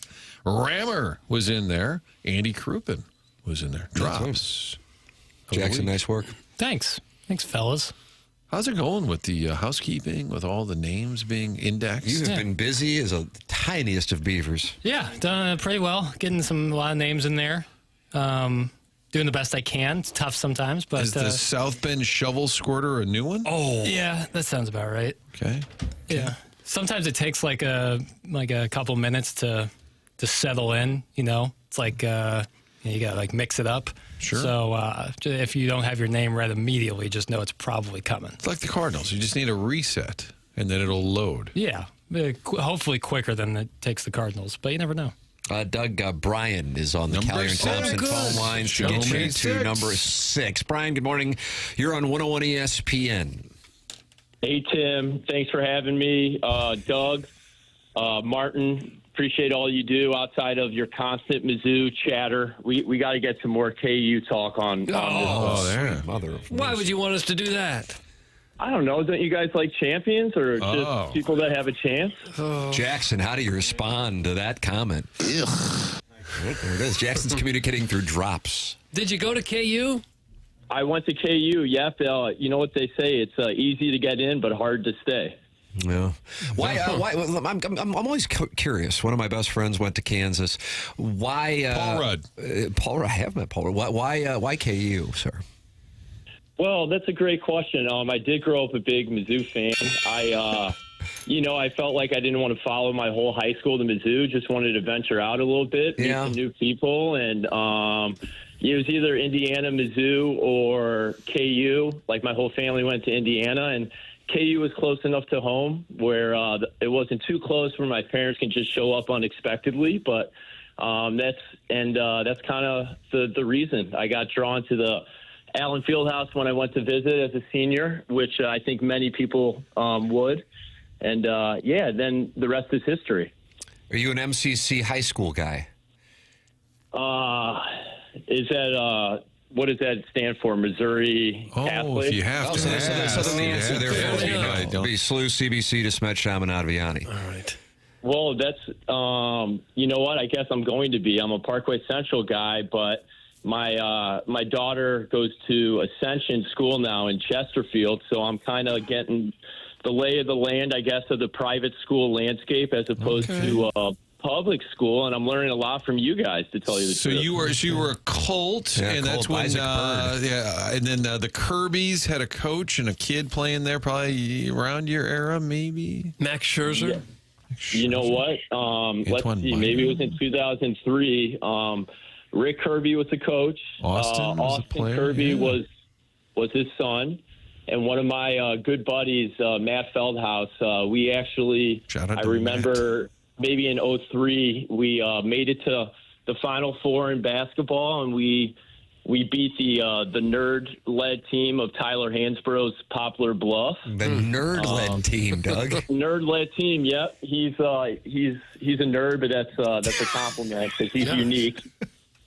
But yeah, so blast from the past. That was over 20+ years ago. Yeah. And then you went to college, and you said you didn't want your parents showing up unexpectedly. What were you up to, you rascal? Well, Doug, do you agree? Would you want your parents to be that close? Well, they were pretty close when I was at Mizzou, and my father did show up unexpectedly once. Did he really? Did he really? Yeah, they were on their way driving through, and it's a long story, but yeah, it didn't go well. It did not go well. Were you in the midst of the less popular? No. It was just in the morning, and all of a sudden there's somebody banging on the door, and we had it locked. And I'm yelling, "Get the hell out of here!" Using all kinds of, "Leave us alone, go away." It's my father there saying, "Look, I got a pair of shoes for you. I found we're on our way to Wichita. I thought you'd want the shoes." And I'm yelling at this whole thing was surreal. It's like 7 a.m. on a Sunday morning, hungover. He's banging on the door. I'm telling him to blow out of here, and he's got a pair of shoes for me. So perhaps you were right to go a little farther away. Wise call, Brian. I understand you have questions for Martin per Chairman Kurt? Yes, I do. And Doug, you answered your own question right there. But Martin, actually 2 questions. One, or actually this could be for Doug too. Is Steve Savard as jacked in real life as he was on TV? So it's for me, but now it's for, I think Doug would be a better. Oh, absolutely. He's huge. Yeah, he was a football player. He looks like a bodybuilder. He's huge. Well, so Frank Cusimano, I heard you guys, or I'm assuming it was Frank Cusimano. I don't know his backstory when it comes to youth sports. His son is a heck of a golfer, which I'm sure Tim is all about. I play golf out at Meadowbrook, but I guess he's known around town where you got to keep an eye out for him because he's been known to move his and his son's a heck of a player. His play can speak for itself, but he's been known he has to stay. He's not allowed on certain courses to watch his son play, and if he does, he has to stay in the fairway so everyone could see him. He has to stand in the fairway. Frank, do you like chocolate bunnies? I mean, if he's standing in the fairway, isn't he going to get struck? Well, I guess when following. So essentially he can't go off by himself in case his son sprays it to the right or to the left because he's been known to either drop a ball or kick it back in bounds. Oh, no. We're going to have another. That's a serious charge. Litigation. Brown and Crouppen is at 222. That's right. brownandcrouppen.com. Exactly. I think they handle slander litigation as well. We may need to call them. Martin, I'm sorry, that wasn't really a question. I just want to let you know that I grew up a diehard St. Louis Rams fan, and I felt like it was mostly because of you and your coverage, and obviously Doug and Tim late night on Channel 4. But it wasn't really a question, more statement. I love that you've joined the squad, and maybe we could get an NFL team back here in the next 10 or 20 years. And Brian, I got a story for you. Sunday night, Super Bowl is on the 2 Fox. And after the game, what we asked is that the network then insert a show for an hour and a half before we can do our show. You guys like that? Yeah. So the Super Bowl ends with maybe 600,000 people in this market watching, and then they'll run some other show before we come on. But if you can just hang in there, I did a piece with Mike Jones, who famously made the tackle, but I wanted to do kind of his backstory because he was a Mizzou running back, and he said he was going to go to KU. Oh, wow. And went there, and he and his brother got stuck in the snow. They ran out of gas. They just had a terrible visit to Rock Chalk, switched his mind, went to Mizzou, was a great running back, didn't get drafted. Al Davis said, you ought to be a linebacker. Ended up playing 12 years. So that story, kind of KU related. Brian, thanks for the call. You're number 6. Caller number Thanks, 6. Brian. How about that? Great weekend in Rock Chalk. They have a lovely weekend as well. The Texers are not approving of the KU call. Yeah, shocking. There's a strong anti. What do you think about Torrey Holt not getting in? Sterling Sharp gets into the Pro Football Hall of Fame last night. That announced at the. I was not a fan of that. And here's the deal. Sterling Sharp had a great career, but it was cut short by injury. Yeah, neck injury? Neck injury. In fact, Ron Wolf, the GM at the time, said, I just can't put him back out there. He said, I'm not going to see him get crippled in a Packer uniform on the field. It was a serious deal. He was a great player, and he got in on the senior ballot. You know, like in baseball, they have that veterans committee. So it was not the main ballot. But Torrey Holt, his 6th year as a finalist, does not get in. They only voted in 3 modern-day players, Antonio Gates, Jared Allen, Eric Allen. But what I tweeted was, what a joke, because Torrey finished with 920 career receptions. Sterling had 595, 8,000 yards for Sharp, 13,000 plus for Torrey. And all these people, not all these people, but a lot of people said, well, Sharp, if he'd stayed healthy, if he wouldn't have gotten hurt. And I said, but numbers matter. If a guy finishes with 400 career home runs and the other guy has 600, should I just say, well, if he'd only been healthy longer, he probably would have had 600? That's not the argument. Part of the deal. So another guy said, well, if you'd only seen Sharp play. And I said, well, I probably was at about 25 games at Lambeau Field when I worked in Wisconsin. And then another guy said, well, if you compare Sharp's 7 years to anyone else's first 7.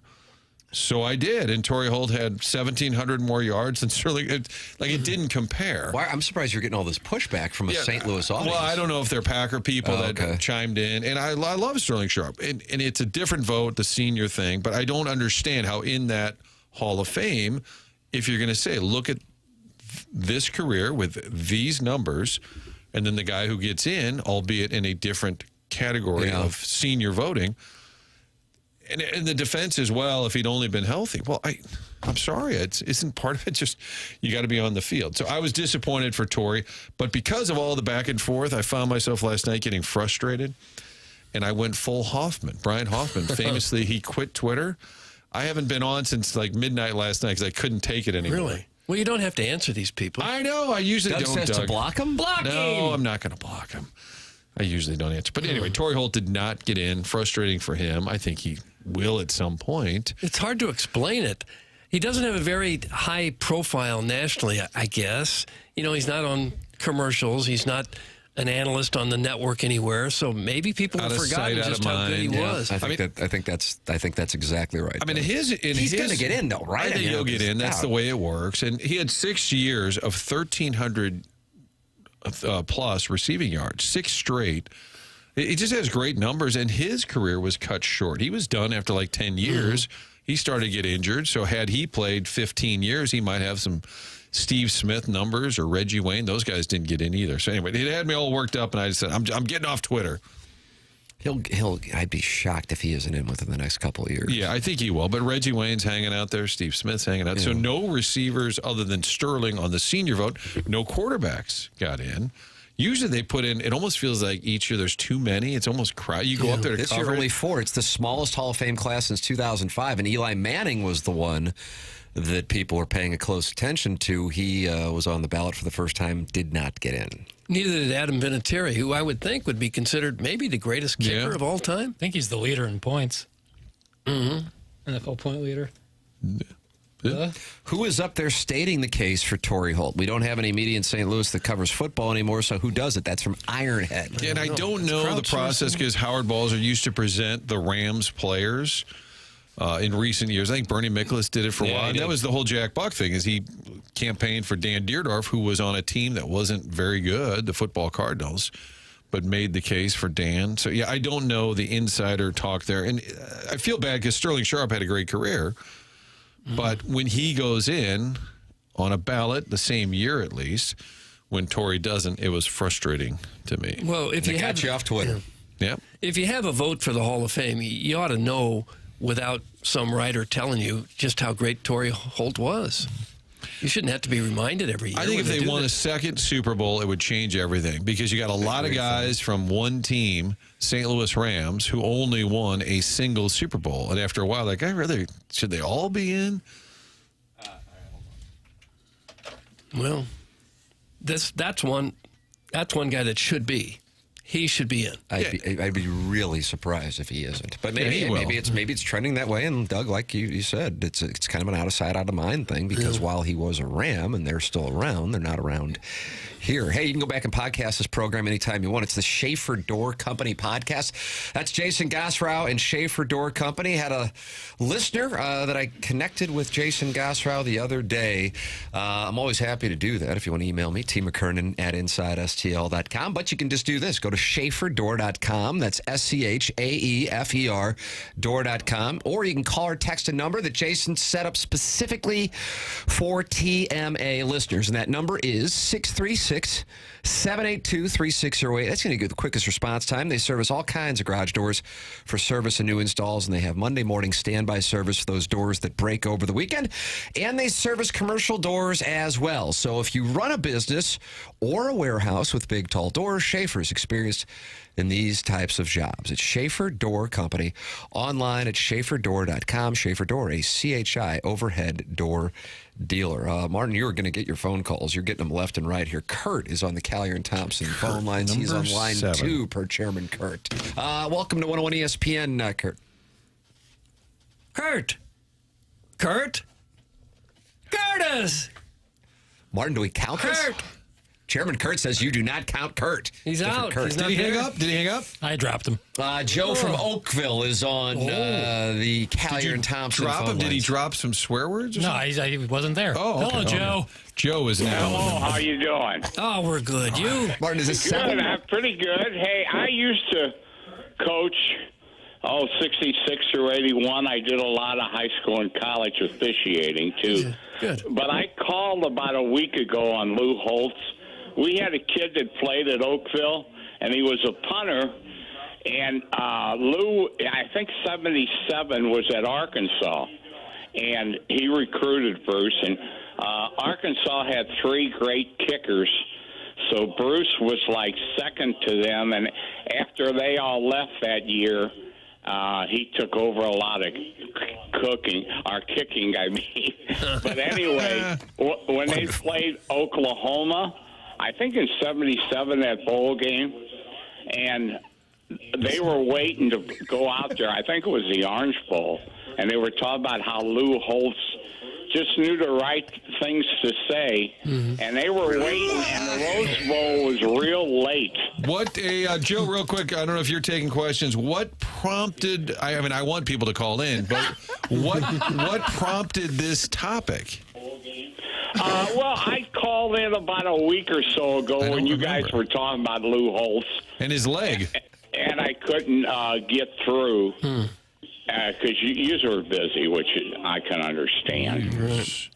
But, I listen to you guys all the time. Well, one thing, Jackson at Ladue, just to let him know, I coached 4 years at Oakville, and Webster in 69 through 73. Right. And I'll tell you, Ladue was probably as big a rivalry with Webster as Kirkwood was. That's true. Was it Ladue or Oakville, or Webster or Oakville? You seem confused. I was at Webster then, and then in 73, I went out to Oakville for 8 years. It was Doug, was that in 73? What happened to this punter at Oklahoma? Did he get anyway, he was he punted. He got tryouts with the pros later. Okay. But he didn't make it. But when they were in the locker room, they were waiting to go out for the Orange Bowl.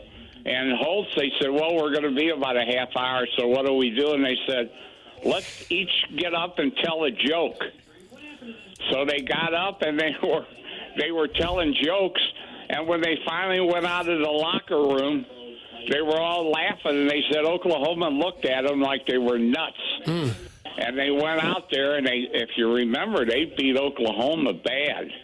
And do you remember Arkansas had lost. Yeah. 50 years ago. Tim, maybe 7's enough. Okay, we've been here a long time. We good? Thank you, Joe. Great to hear from you, buddy. Thanks, Joe. Joe. That was Joe. Not playing. So Lou Holtz recruited a punter from Oakville. I don't even know what to type into the show notes for that call. Okay. Who's next? Please tell me, because I would like to move on quickly. You got 3 to choose from. There's a bunch. What do I have? The YouTube chat is on hold. They're there. Kurt's there. And then who's the last one? The tunneling gerbil. Go with gerbil. All right. Martin, gerbil is your 8th When in caller. doubt, go with gerbil. Good morning, tunneling gerbil. Oh, good morning, guys. How's it going? Oh, good. Gerbil, how about you? We're coming off a strong story about the 77 Arkansas kicking. Remember Lou Holtz went there after the Jets, Doug, or was it before the Jets? I don't remember. He was at Minnesota? Yeah, Doug, what year was that? I don't know the years. I just don't. He asked you if you remembered the game. Okay, gotcha. Okay, yeah, I don't remember the game. I wasn't born yet, so. Yeah. But it's all good. Yeah. So. Sure is. You got any stories for us or anything? Anything? No, just driving around your Martin, this counts. This is the 8th caller. This counts. All right. I'm trying to get Martin's boat out, you know? Okay, thank you. Thank you, gerbil. We're at 8. When did you name yourself the tunneling gerbil? What's that? It sounds like there's a hamster Did you name wheel. yourself the tunneling gerbil? I did name myself that. Okay. I don't think anybody else wrote that into my phone. But, why did you choose that name? Oh, just you guys were talking about Richard Gere one day, so I just figured, it would be a little funny. I change it every now and then. My last one was Jerry Cornfield. Yeah, tribute to Gary Cornfield, who mistakenly cut me. Yeah. Biggest regret of his life. Yeah, I mean, he's commonly mistaken for Gary Cornfield, but he's actually the St. Lucia University High School football coach. No, gotcha. Never heard of St. Lucia. What's that screeching I hear? What does that sound? I don't know what you're hearing, Doug. I'm hearing squeaking. Are you on the wheel right now? Would you quit asking me right I am on the wheel right now. I'm actually on 40 coming up to Big Bend. Roger Brand calls 40 the wheel, I think. Where are you, listeners? Call in. Where are you? Tunneling gerbil. Okay. Who's next? I'm at Johnny is next. He's the 9th caller. Let's knock this He's out. line 1, Collier and Thompson phone lines. Yeah, Johnny, you're on 101 ESPN.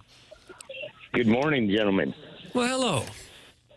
Well, I just wanted to call. Thank you for the opportunity to get on. It's the first time I've ever called, but I've listened to you for a while. Oh, great. These stories today, some of these people, I told Jackson, I think, who answered the phone. Mm-hmm. That's Chairman Kurt. To a toaster. Thanks a lot, Johnny. I'm sorry, Chairman Kurt. Yes, Chairman Kurt. Okay. But you called. Pardon me? I'm sorry, but you called because you had something to offer. Yes, sir. Okay. Actually, I wanted to ask Martin, who do you like for the Super Bowl, KC or the Eagles? Nice. Frank in Jersey City. What's up, Frank? You know, it's tough to pick against the Chiefs. Yeah, that's where I am. But I'm always on that due time. Jackie and I like it. Somebody's due.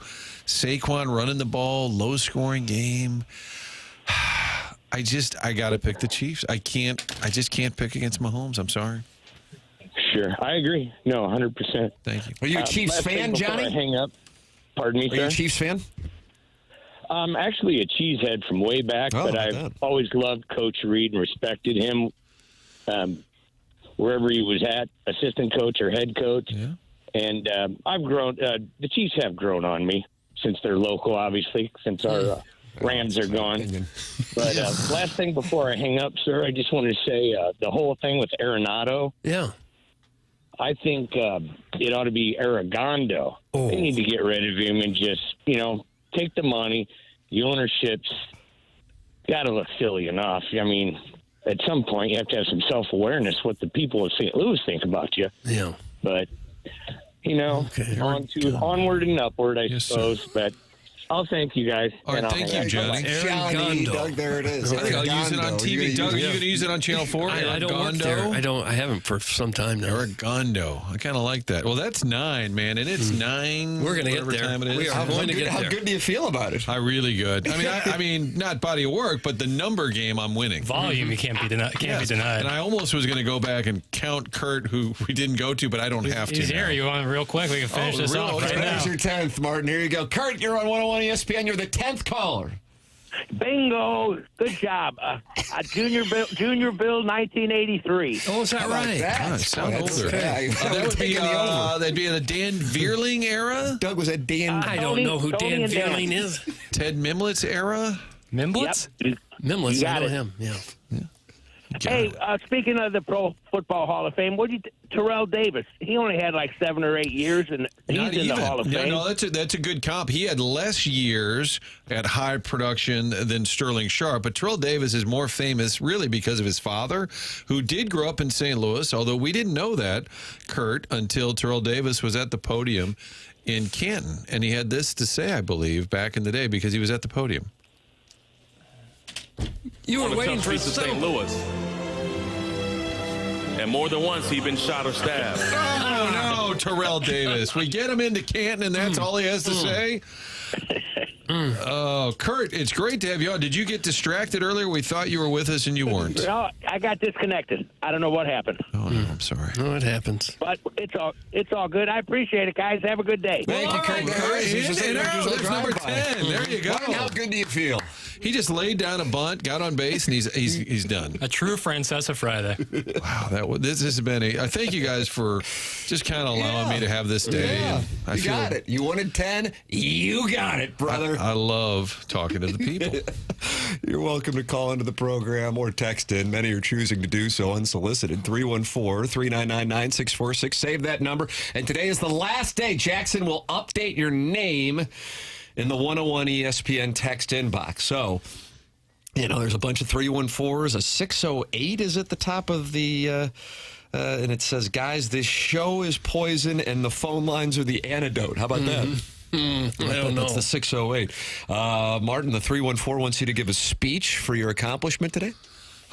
Sure. I'd like to thank everybody out there for allowing this to happen, mostly management, John Kiowski, Tommy Matter. I'm sure I'm forgetting some people, but I think it's important that in these times, these difficult times, what Doug calls glorious times, I think it's important that we just connect with one another. Nice. And if I could just leave you with one thing, it would be good to one another. Oh, my gosh. Yeah. Put our differences behind. Yeah. And on another day ahead where maybe we have nothing going on, we'll just load them up again. Oh, wow. There you go. Doug, should I not go to the phones anymore? Ladies and gentlemen, Joey Vitale is going to join us. That's coming up on the Stiefel dossier. The program's called The Morning After. And it's presented to you by Brown and Crouppen. This 9 o'clock hour brought to you by Mark Hanna of Evergreen Wealth Strategies. This is TMA.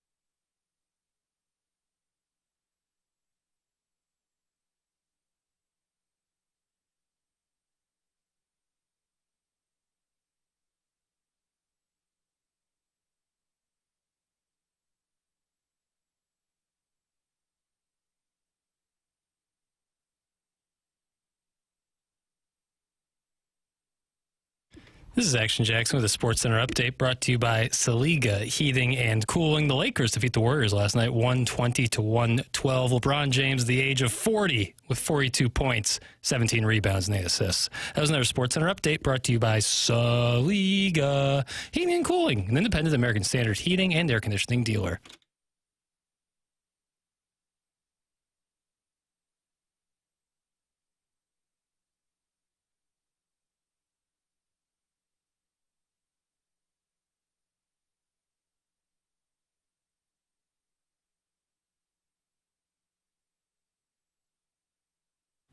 Welcome back to TMA 101 ESPN. Tim McKernan, Doug Vaughn, Martin Kilcoyne, Jackson Burkett with you. And Martin got his 10 callers, and so he is riding a high here on this Friday. Mark Hanna, Evergreen Wealth Strategies, 9 o'clock hour. He's online at evergreenstl.com, and it's our pleasure to welcome to the program, ladies and gentlemen, friend of the show, Joey Vitale. Morning, Joey. Hey, Timmy, good morning, buddy. How you doing? I'm wonderful. It's great to talk it over with you, and I like how you ignore the other guys in the room. Yes. Yeah, sorry. Just Tim. Tim will ask all. Well, you only ask the good questions anyway. So. Doggone it. Jackass. Doggone it. Good for you, Joey. This guy gets on board. Although, I will say, is Marty there or is he on vacation? Marty there? Yes, what is this? Who started this narrative with vacation? That's Savard going after Doug. I thought you're always taking these 3-day weekends, Marty. I'm sorry. Hey, so Bernie Federko, Marty, you remember the story? Bernie, the great Hall of Famer, of course. We're talking about questions. This is about 5 or 6 years ago at a media scrum, and were the questions good or bad? And Bernie takes me aside. He goes, Joey, who asked the best questions? Martin Kilcoyne. I said, is that right? Wow, so Martin. Every time I see Martin, I remind him of that story that the great Bernie Federko thinks worlds of his questions. Thanks, buddy. Now there's a lot of extra pressure on this interview. Not that. Wow. It's been a big Friday. Yeah, you're having a this is Martin Nice Kilcoyne day here. Yeah, he really is. February 7th, 2025. Is there a key to Creve Coeur that I get later in the day? I think you'll be rewarded with it. Joey Vitale with us here on the program. I have a guy, you might actually know him, Joey, but he sent me a text. He said, can you make sure you ask Vitale this? And I said, you know what? I'll absolutely do this. Can you ask Joey what's the mindset around trade deadline time for a non-playoff team like his compared to a playoff team? In each situation, do the guys generally have a sense of who might be leaving? So in your experience, what that can be like and the mindset of a team, because unfortunately, it looks like the Blues are trending toward the former rather than the latter here as of late. Yeah, it's a good question. It is a complete mind jam, no matter what. If you're a team like the Sharks that are towards the bottom, if you're a team that's still kind of flirting with playoff success, ideally and hopefully in the Blues, if you're a team like the Florida Panthers that we saw last night, I don't care who you are, there are always moves to be made. I've been on some Penguins teams. One year we just fell short of the President's Trophy, but we were the best team all year long. And the trade deadline, Ray Shero, he goes out and gets Jerome McGinley, he gets Douglas Murray, he gets Brendan Morrow, he gets UC Jokinen. He added like 5 players to a first-place team already. And, we ended up losing in the conference final that year, and we got swept by the Bruins. But, here's a team that was at the top, and the general manager wanted to make a push. You look at teams like the Carolina Hurricanes that have been there for the last few years. They go out and they get Mikko Rantanen, and they lose, of course, Drury. And then the other kid there, I can't forget losing his name right now. Natchez, they lose Natchez as well. So, Natchez and those players in Drury, they're probably sitting around Carolina thinking, okay, we're going to fight playoffs around the corner, going to enjoy some Carolina barbecue, whatever. And then all of a sudden, boom, you're gone. And on the flip side, like I've been a part of the Coyotes teams to answer the listener's question there. And of course that was a year where it was the Connor McDavid sweepstakes heading into the 2015 draft, where McDavid was going 1, Jack Eichel was going 2, and there was us, Buffalo, and of course the Edmonton Oilers that were the 3 teams at the very bottom, and they sold the farm. They got rid of Keith Yandel, they got kid Antoine Vermette. Zabinajad, all these guys were gone. So, that's obviously very tough too. Now I didn't get traded that year, and when I say a mind jam, you think you're going to get traded, but then you don't get traded to a team that wants to lose, and you're thinking like, okay, they kept me here to lose. That's even a bigger mind jam. So at the end of the day, it's very difficult. It's hard to manage. It's a lot harder today than it was, when I was playing because of social media, and it seems like everyone's ahead of all these trades, of course, and the rumors swirling around. But it is a very difficult time for these players, no doubt about it. But also at the same time, a business, they make a lot of money, and they understand that when they sign up for it.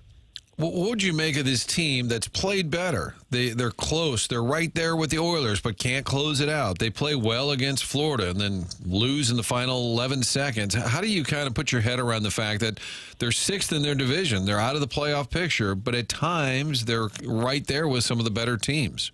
Yeah, it's kind of the Jekyll and Hyde of this season with this team where, when I step into the booth, and sometimes I'll joke with Chris Kerber about, I don't know what we're going to see tonight. Some nights it looks really, really great. Some nights it falls short a little bit. And for the most part, most games are kind of in between where you have a good 20, bad 20, good 30, bad 30. So it's the inconsistencies of the game. And I know it's such a word that is thrown around forever in every sport, consistency. We need more consistency. We got to find consistency. But the reality is that's what it takes to be the best. I mean, in the post-game interview last night, Matthew Tkachuk is talking to Andy Strickland after, of course, his 2-goal affair, of course, the game winner with 11 seconds to go.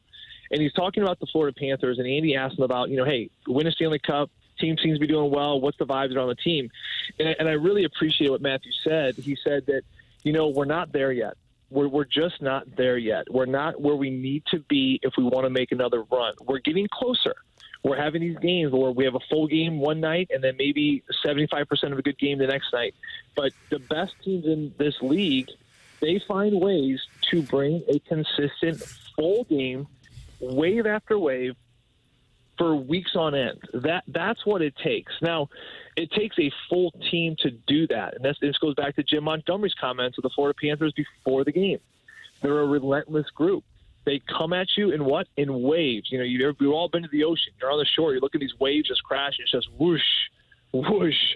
It's just the first line with Barkov. It's the next line with Bennett. It's the final. It never ends. And that's how the Blues felt under pressure all night, because they have a full group that is willing to just keep pushing through the mix. And, Martin, the other thing I'll add to about what do you make of this team, they're still looking for that teamness chemistry. The teamness chemistry is important.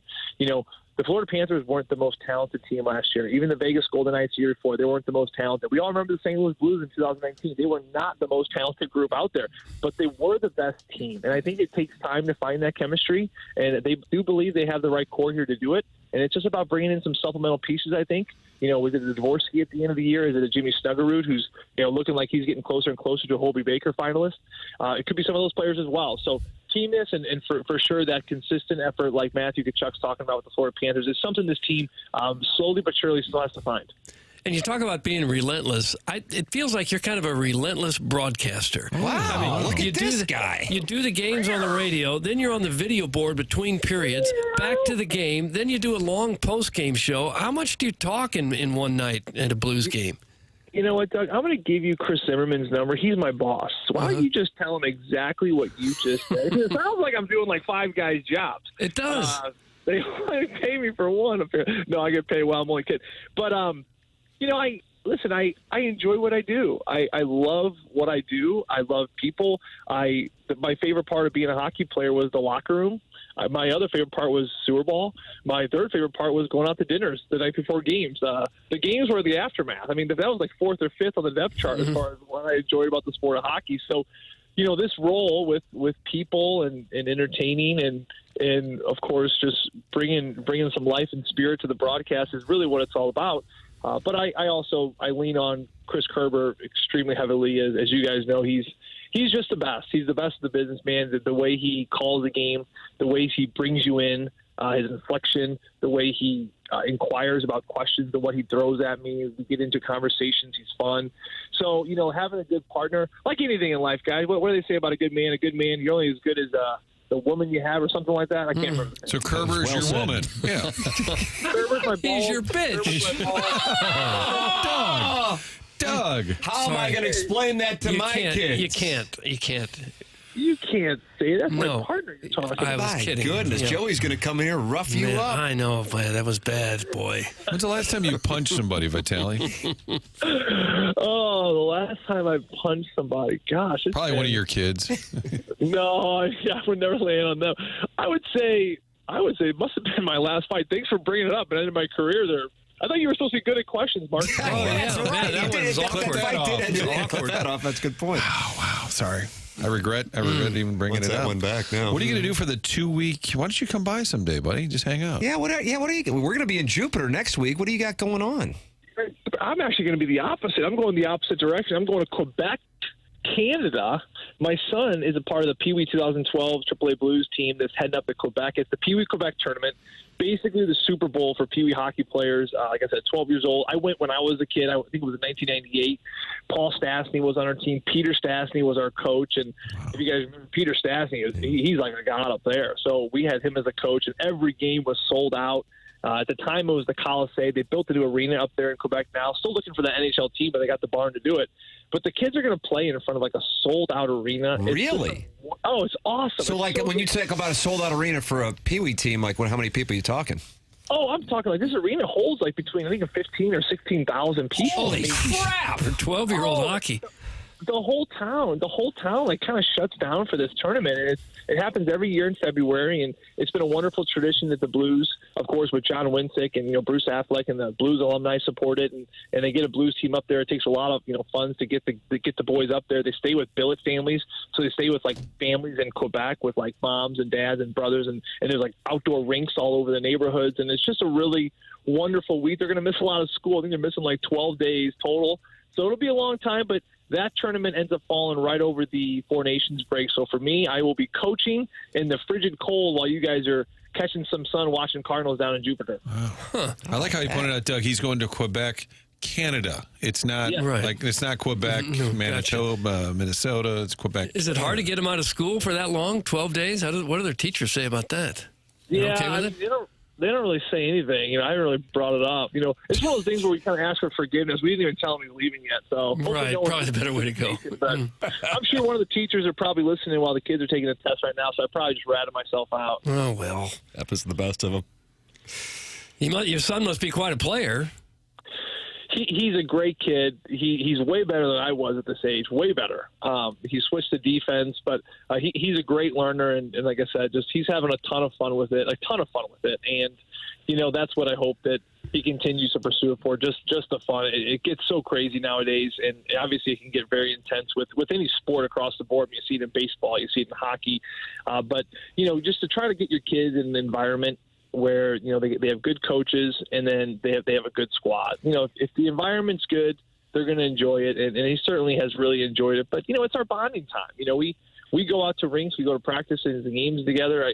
At times I feel horrible because I kind of leave some of my other kids off to go while I constantly coaching him, but that is what it is. And of course, this is probably one of my final years coaching, maybe 1 or 2 more years, but then you got to kind of release them at some point.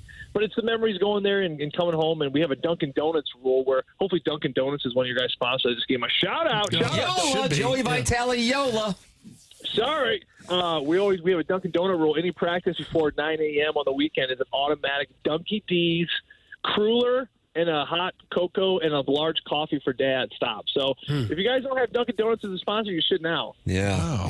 That should help. It's a nice sales pitch. Danny Cannell, who likes to pontificate on Twitter or whatever, he tweeted the other day and said, no kids games ever should start before 8 a.m. What about in the hockey world? That's hockey all day, especially at the mini-mites.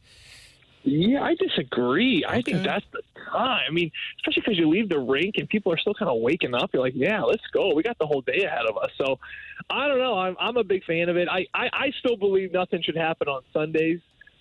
It's the Lord's Day. Give me a day off. Let me watch some football. But the Sundays have been kind of creeped in to the hockey world. But one non-negotiable are holidays. No Thanksgiving weekends away. No Christmas, obviously. But even the smaller ones like Halloween, these boys need to be home. They need to be enjoying their childhood. I gotta make an observation going back when Doug asked, I believe, about how good of a player your son is. Your answer to me, and I'm saying this, I'm being serious here for a rare moment, was so healthy, but it also kind of speaks to two observations. Number one, you got to the league and you know how much it takes to get there and how few people do. But then also I kind of felt like it was I recognize a lot of parents are hopeful that their kids are going to get to that level, and you know how unlikely it is just mathematically.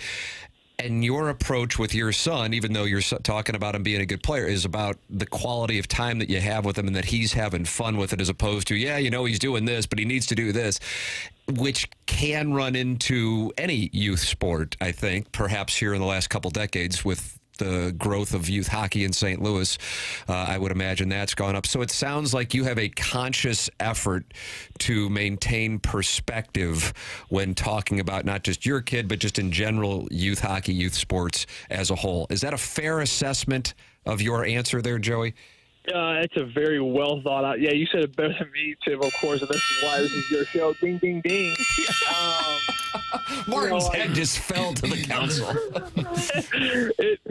I will say it was learned. This is not natural. It was hard at the beginning, especially when your kid's playing your sport. I think a lot of former athletes, that when their kids play their sport, they tell you the same thing, because you see all the holes, right? You see every single hole where a normal bystander would see a kid just skating. You're like, why is he doing that with his arm? And then you want to just say everything. And listen, I've had my bad moments, but I've learned, and I've learned that, you know what, if they don't enjoy the time, they're not going to enjoy the sport. You have to make it enjoyable, and that's what my dad did that. He didn't know. My dad poured concrete for a living, and that's what I did every summer. I poured concrete from basically April to August. I had a heat rash on my ass. Clip that off.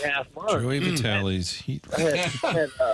I had what's that chap? I had a chap all over my butt because I was out in the July heat pouring concrete all day long. I mean, that's just the way it was. There was no hockey in the summer. That's what parents asked me, like, hey, what did you do in the summer? How many shots did you take? Were you getting these skills coaches? Like, man, I was on the screed. I had a shovel or come along in my hand for 4 straight months. That's all I did. My dad didn't know any better.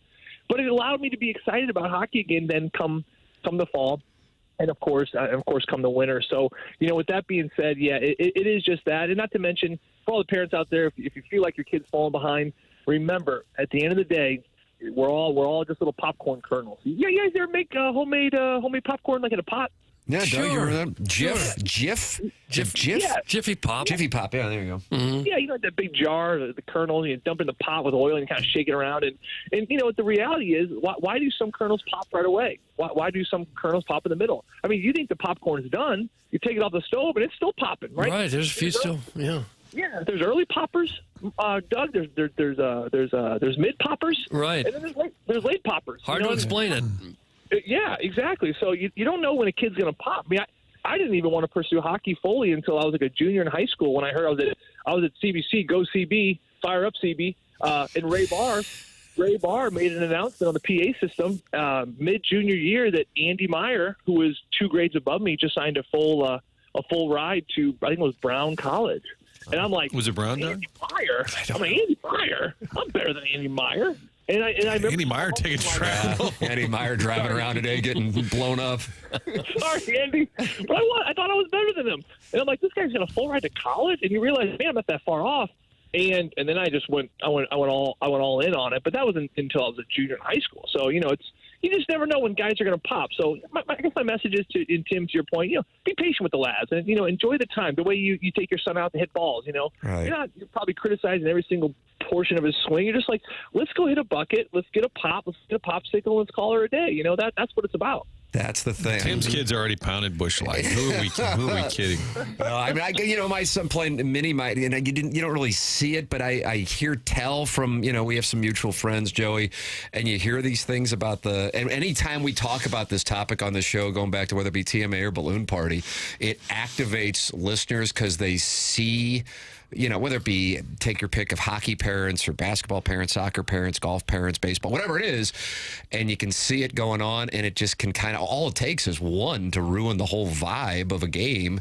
And so I just thought that your answer on that, when Doug asked a question, because obviously your son has to be good, he wouldn't be playing in that thing if he isn't, but your answer was just like a clearly, and again, it's coming from a guy who played in the league, I guess for lack of a better term, healthy, and it frames it probably the best way. I hope he's having fun, and it's my time to spend with him, and I know in a few years he's going to be off to, high school, college, and juniors, who knows, whatever it is. And I don't know. I think that's a healthy approach to it. What the hell do I know? I got a 7-year-old and a 3-year-old. I'm not even in the game yet. No, you're right. I mean, you're bang on. And, when you see parents and everyone's getting worked up, listen, as humans, we're problem solvers, right? We've been problem solvers since the beginning of time. But 3,000 years ago, we were looking for berries, and then that was our problem. That was our problem to solve of the day. We can't find berries. How am I going to eat? Oh, there's some grain. Let's make some porridge. And porridge. What's happening? That's the greatest 30-second answer in the history of this show. Well, and then so what's happened now, guys, is we don't have those problems anymore. You want berries, you go to Fresh Time. Shout out Fresh Time! Yola, this guy, what is he doing? Yola. You go to the grocery store. So we have everything we need. You want a buffalo? Go to the store and get buffalo meat. Get some buffalo. You know what I mean? So the problem is we're still problem solvers. We just have less problems to solve. So what do? We try to solve our kids' sports problems. We're like, stop doing that. Are you kidding me, ref? Because, again, we're trying to solve something when everything else has just been handed to us in this, obviously, era of being a human in existence. So really don't be mad at those parents. Just be mad at how the world has turned out, because blueberries are very easy to find now. Same with porridge. And porridge. I like that I think answer. most people would say that the best time, maybe not those people who played a professional sport for a few years, but most would say the most enjoyable part of their life was when their kids were young, playing sports and learning everything in front of their eyes. Would you say that's been the case with you and your kids?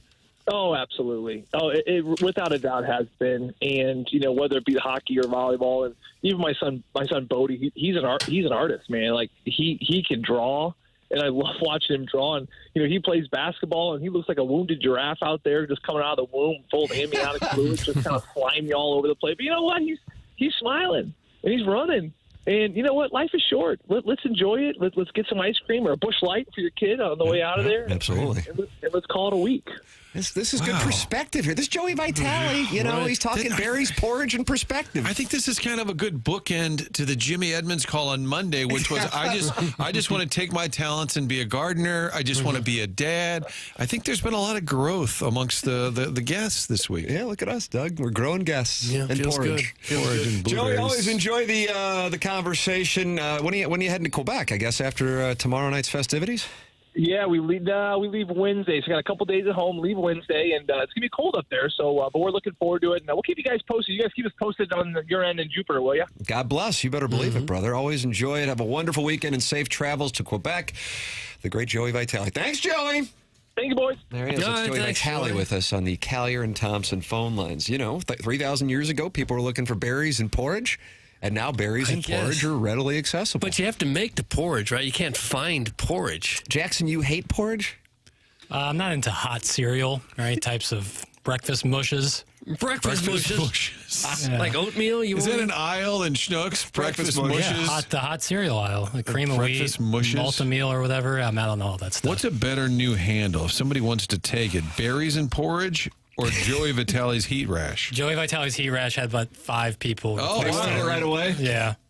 So somebody can get berries and porridge, though? Someone can have berries and porridge. That's available. Just like goodorbad.com is still available. Yeah, it's very suspicious. Ladies and gentlemen, the program's called The Morning After. It airs on 101 ESPN. Brown and Crouppen is the presenting sponsor. Doug, you have any guess what their phone number would be?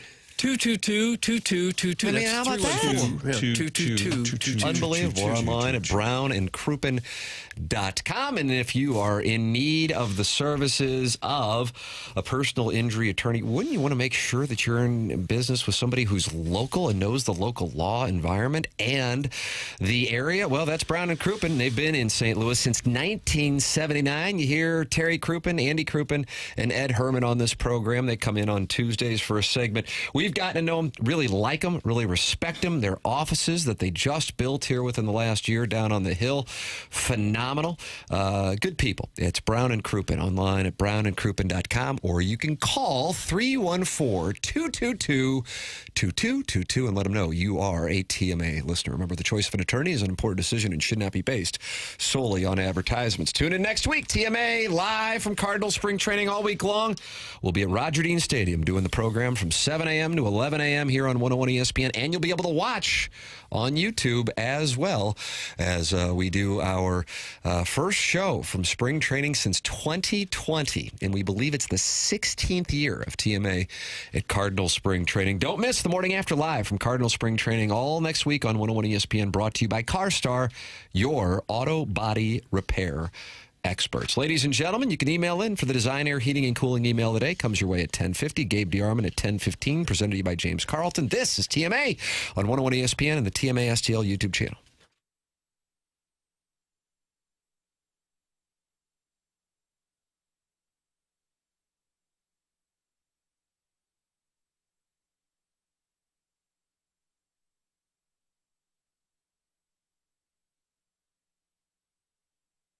Want to tell you about my friends at Together Credit Union. And right now, if you're in the market for a mortgage, work with our friends at Together Credit Union. I guess I'm teammates with Roman Berkey. You see Berkey, the captain, on those commercials for Together Credit Union, talking about the empowered checking that they've launched, but I also want you to know they are your hometown home loan provider.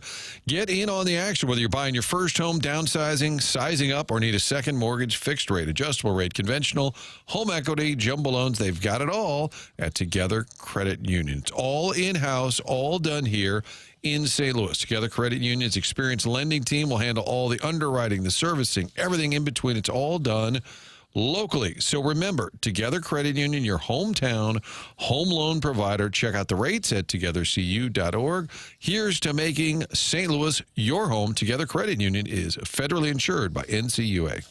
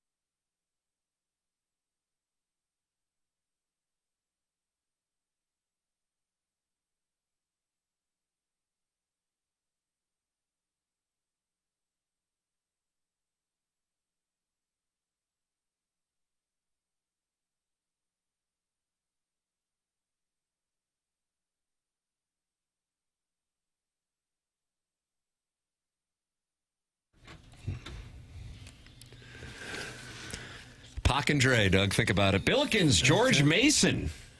Tuesday at 7 p.m., George Mason currently in first place in the Atlantic 10 standings. Billikens currently in third place in the Atlantic 10 standings. Tickets starting at just $10 in the 200 level and $20 for 100 level tickets. If you want your tickets, go to slewbillikens.com. They're playing tonight at St. Joseph's. That's at 8 p.m. on ESPNU. So Billikens and George Mason, that's taking place on Tuesday, 7 p.m. And tickets starting at just $10 in the 200 level and just $20 in the 100 level. For tickets, go to slewbillikens.com. Go to the game, hold up a sign for Coach Schertz that just says, "Where's Doug?" That's the sign I want to see at Chaffetz. Yeah, let's get that going. See if Coach will respond. Well, I don't know that he would. And if you can't get tickets to St. Gabe's, then you go to the Billiken game. Yeah, that is true. Or you watch it at home on TV, and hopefully your home is comfortable, and it would be if you called on Design Air Heating and Cooling. Unbelievable. You had them out to your house to make sure that furnace is running well. Your house will be a very comfortable place. Seth Goldcamp and his family have been making St. Louisans comfortable since 1904. They are the fourth generation of Goldcamps running this business. Now the longest running TMA supporter and advertiser on the show, and we certainly appreciate that. One thing they will never do is try to upsell you. They're not going to give you something you don't need. They don't need to run their business like that. They haven't had to for more than 100 years. They train their employees that way, and they take that reputation very, very seriously. Their website, easy to navigate with convenience of online scheduling. You don't have to wait on hold on the phone sometime. For all your heating and cooling needs, choose Design Air Heating and Cooling, and you can find them online at designairservice.com. There it is. Design Air sponsored the email that day, the morning after at InsideSTL.com.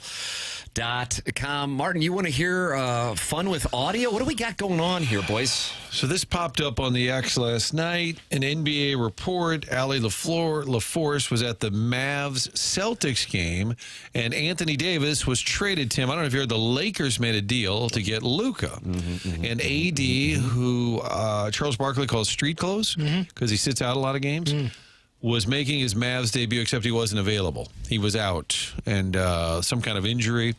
But then there was a sideline report kind of recapping where the Mavs are in terms of fan angst and disappointment in the trade, and this was the report.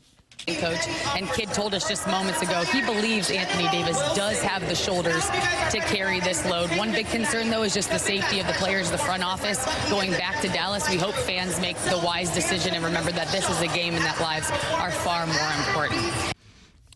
Fans make the wise decision because player safety for the front office and the players. Yeah, what do you think's going on? Are there threats being made to the Mavs? Was it a little much, Jackson? The only thing I can think of is some Mavs fans brought a coffin out to the front of the Mavs arena, but that was to say like the death of their chances of making another run, not necessarily that they're going to bury ownership or players or front office people. So who knows? They would know better than we would in terms of threats. Can I hear it again? Sure. That'd be great. Okay, wonderful. Coach and Kidd told us just moments ago he believes Anthony Davis does have the shoulders to carry this load. One big concern, though, is just the safety of the players, the front office. Going back to Dallas, we hope fans make the wise decision and remember that this is a game and that lives are far more important. Lives are far more very intense. Yeah. I hope fans make the wise decision and realize they're worried about the safety of the Mavs players and front office. We hope fans make the wise decision and lives are more important. Why would you be worried about the safety of the players? They didn't do anything. Right. I think it was, maybe there's a message there like, hey, hopefully everybody keeps this in perspective. It just came off, everybody was like, what in the actual hell was that? How about this? I mean, Jackson, you took back to, are you in the text inbox? I mean, you're just taking heat for that clip. Jackson's taking the heat. That was Allie LaForce. Yet another reason the NBA sucks ass. Threats to management. That's from the Warson Woods Wacko. Then right after that, the Crystal City Clamhammer. She sounds like one of Libby Jack's comrades. And then from Eric in the Central West End, who you say is attractive, but you're not attracted to him. He says, typical woke media. Bang, bang, bang. Just like that. Right. Okay. I don't know how to respond to that. Not happy with the clip, apparently. All right. Well, what are you going to do? I think the players will be safe on the side. I do. I think the front office will be mad safe. At the other players? Yeah, why would you? I just don't understand why you'd blame the players. I'm trying to follow that. Yeah. Maybe she must be aware of something. That's the only thing I can think of is that there's not public information about some possible threats or issues that they might be running into. They're probably afraid there's going to be some protest outside the building or something. Or in the playing lands or something. That lake show's on a heater since the trade. 1-4 straight. Yep. Braun, 40 years old. How about 42 points? I'm pouring honey on you, goat. No, what was that? What in the world was that? 3999646. The real ones now. Shannon Sharp. Shay. When does Lucas start playing again? March. Is that right? Yeah. Defense, when he starts playing that. Well, no, is he actually? Never. Is he actually on the Lakers to win it all? Is he injured or is he NBA injured?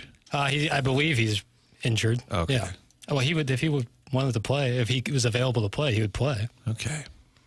Because AD has got an abdominal. I told you, I Googled last night, and I read 5 stories about Anthony Davis not being available, and not one of them mentioned what the injury was. Yeah, he has an abdomen injury. Okay. Ladies and gentlemen, we had somebody in the text inbox asking about prop bets, or the odds for the Super Bowl MVP, and that logic dictates it has to either be Hurts or Mahomes. I would agree with that. I would also include Barkley in there. However, this is one of... I'm not going to give away all that we have on the new podcast with me, Rizzuto, and Anthony Stalter that just debuted. You can watch it. God, the set these guys built here at Hubbard Radio. Holy moly, in the digital department. Tip of the cap, for real. I couldn't believe it when I walked in there. It's up on YouTube. You can watch it, and it's also available via audio. One of the plays I like, and I mean I really like it, Doug, combined rushing yards under 285. Combined rushing, I'm talking about for a whole shooting match. Mm-hmm. So you sit there and you go, I think Barkley's going to go off, even though the last time somebody rushed for as many yards as Barkley's over-under, which I think is 112.5, depending on what book you're looking at.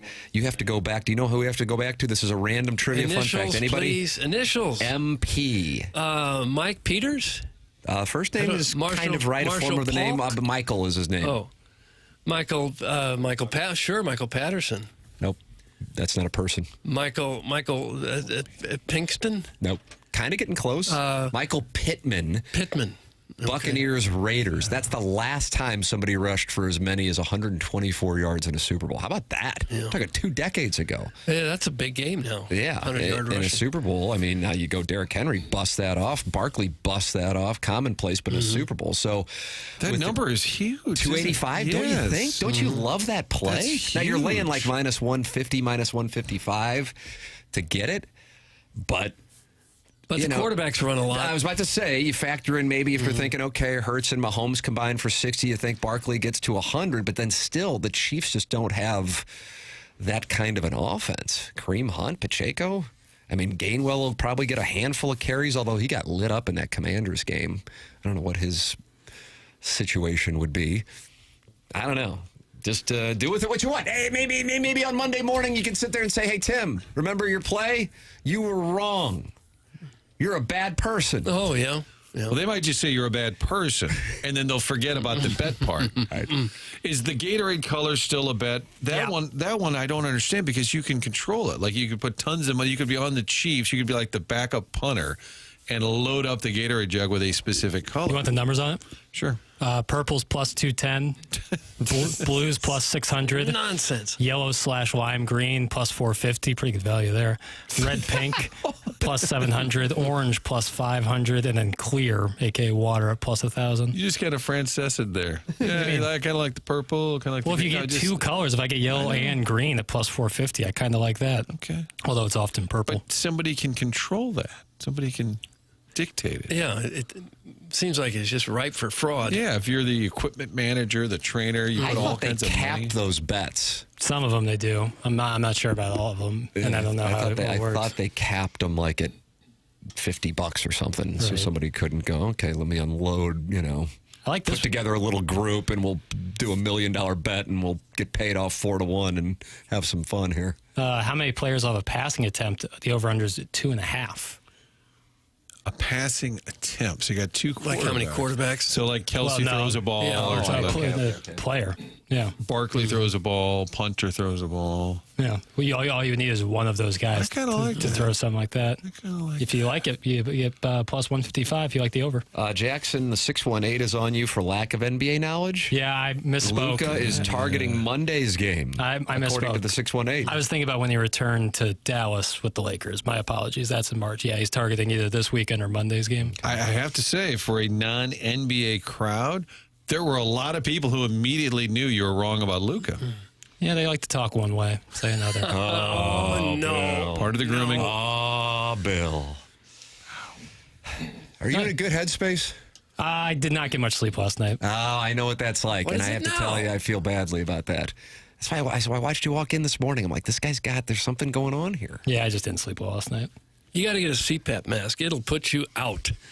Or you can combine a couple sleeping pills with NyQuil. That's right. Well, yeah. That's another option that's going on right now in Carport Village. Sometimes sometimes like a Jack and Coke and a donut at about 11:30. Yeah, out cold. Yeah, I don't know. I don't know what the deal is. I mean, I heard Jack and Coke and a donut. God. That's what I heard. This is going to be quite the living space. Yeah, you guys. Palm Beach Gardens, here we come. There it is. And Doug's hosting a Super Bowl party, and everybody's bringing dip on Sunday. I'm looking forward to that. I think it's going to be fun. Yeah. I'm not bringing dip. All of us walk. We can go to Publix and get some dips. with an X. Yeah. I like toasted ravs. I don't know if we're going to find those in South Florida. You know, when I lived in Florida, when I went to college there, like one of the first pizza restaurants, I had toasted ravioli. I got all excited. Really? Got all excited. Or it came out, it was just cheese. You're like, oh, this is toasted ravioli. It's like a Midwest thing. I was like, don't try to tell me what toasted ravioli is. This isn't toasted ravioli. Start fighting them? I told him, send it back. When I was in Italy, they didn't have it there either. I thought, man, wouldn't you think this would go crazy in Italy? No. Toasted ravioli? I don't. Why not? It's a wonderful little snack. Because if they know it's American, they probably stick their nose up to it. That's what they do. I don't know. Doug, are you going to order from the Brass Ring for your party? Will you be serving food for the Brass Ring? I'll be happy to pick up wings and bring them over from the Brass Ring. That'd be great. Really will. All right. We'll get dips. We'll have the dips. Dips. These wings, I'm telling you, boys. Squares? For those of you who are going down to spring training this year, the Brass Ring. I know it sounds like Yola. There's no Yola. They're not advertising in St. Louis. I'm just telling you. Bees. Yeah, they might start. What an ad campaign it would be. Ladies and gentlemen, Martin has to go do some onboarding, right? Yeah. Onboarding. I actually have a dog training today. We got that Invisifence where the dog always, you know how the dog runs around the neighborhood? We're kind of hated. Got to get that. When we started it, then it snowed and ice for like 3 weeks. Didn't get too far with the training. Yeah. So I have onboarding and training. And dog training. Jackson and I will have QFTA coming up on youtube.com/TMASDL, the Tim McKernan Show podcast. He's already capped that one. What's your 48 minutes, Jackie? What do you got? Yeah, it has to be because I got a call at 12:15. Plus, I can tell my boy's not doing real well here today. So I might be quicker now. Tim McKernan inside STL.com.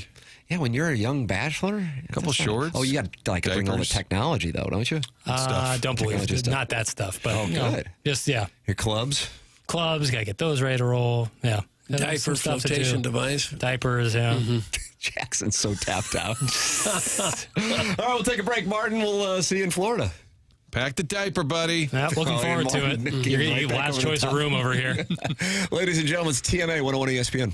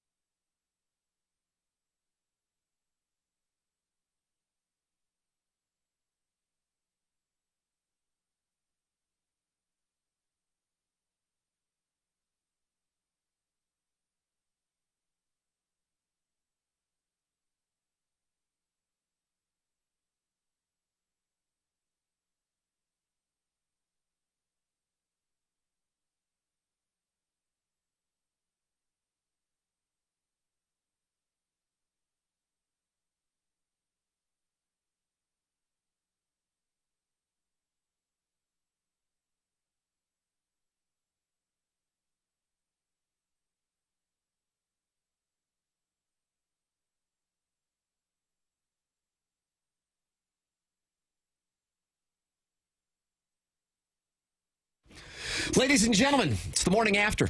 It's 101 ESPN. Tim McKernan, Doug Vaughn. Chairman Kurt sliding into the dais for the 10 o'clock hour. Jackson Burkett on the ones and twos. Doug, he is sleepy. I feel badly for him because I know what it's like when I'm sleepy. Yeah, it's all right. But I don't feel good. And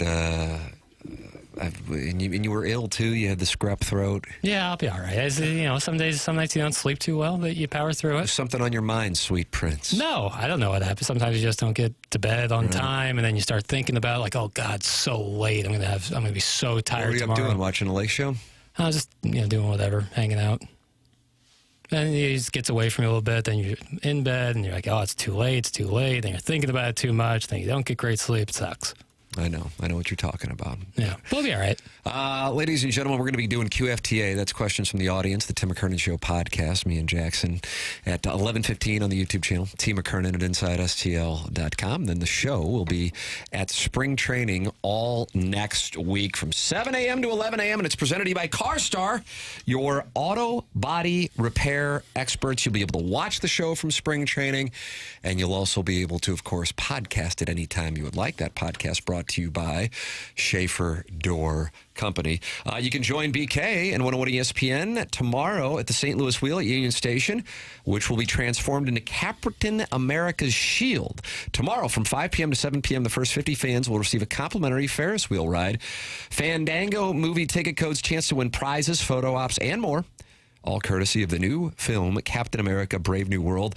That's tomorrow from 5 p.m. to 7 p.m. with BK at the St. Louis Wheel at Union Station with Marvel Studios' Captain America, Brave New World, which arrives only in theaters a week from today, February 14th. Get all the details at 101ESPN.com. Gabe DeArmond going to join us, brought to you by James Carlton. Coming up, this is TMA, 101 ESPN.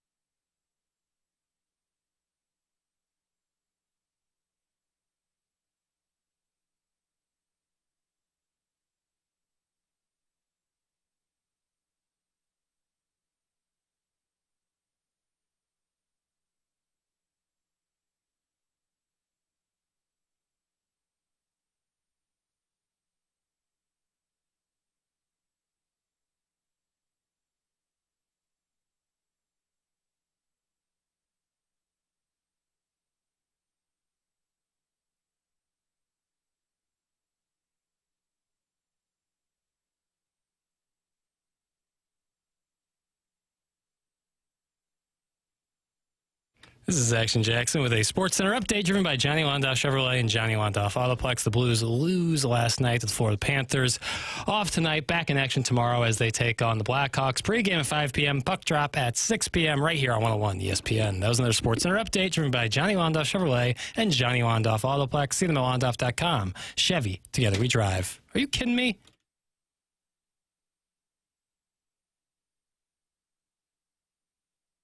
Which I wrote. There is the state which I live in. Oh, my. Good luck, Buzz Williams.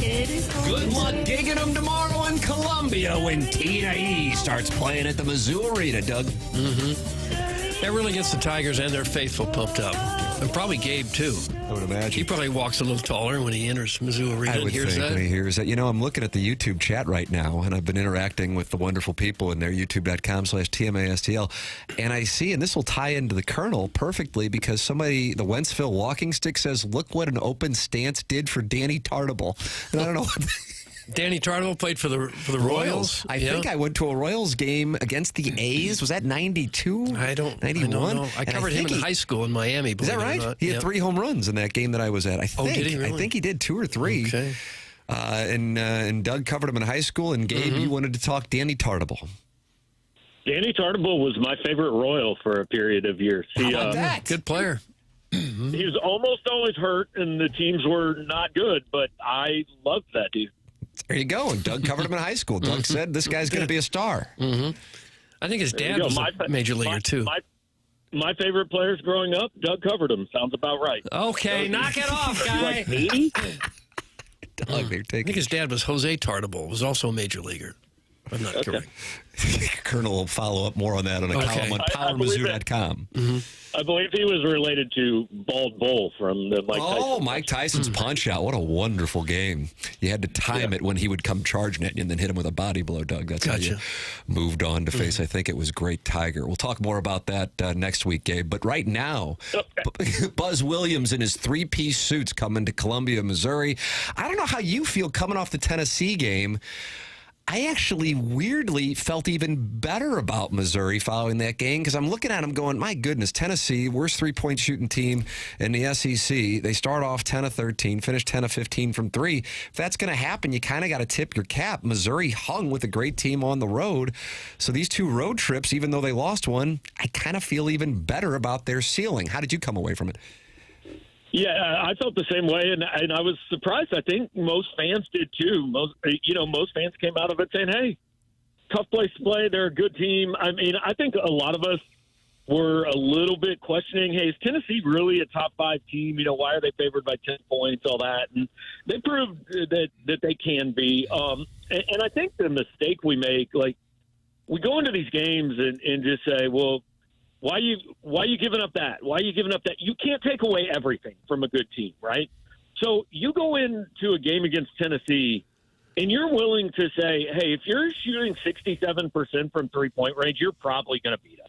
I mean, you'd much rather have that than let them just destroy you inside, and kill you on the offensive glass and all that. And Missouri put up 81 on the best defensive team in the country on their home floor, more than anybody scored.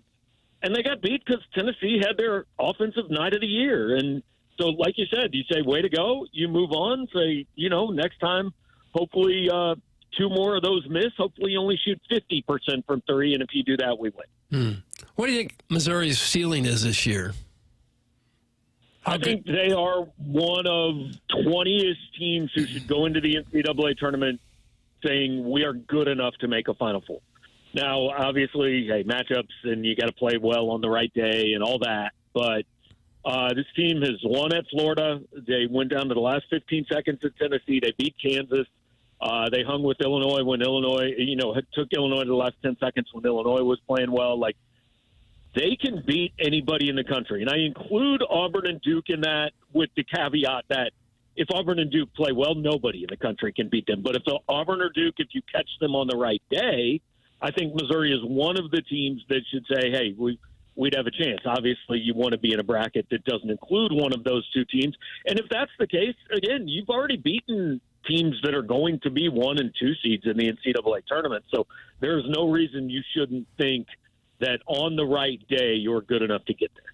Gabe DeArmond, our guest. He's presented to us by James Carlton at the Carlton State Farm Insurance Agency, online at carltoninsurance.net. Colonel, we've got some coaching news going on. I'm curious if you think it could impact Dennis Gates and Missouri. One, maybe not really likely. I saw that your post on Power Mizzou had the hot board from 24/7 as Mike Woodson will be shutting it down at the end of the year in Bloomington.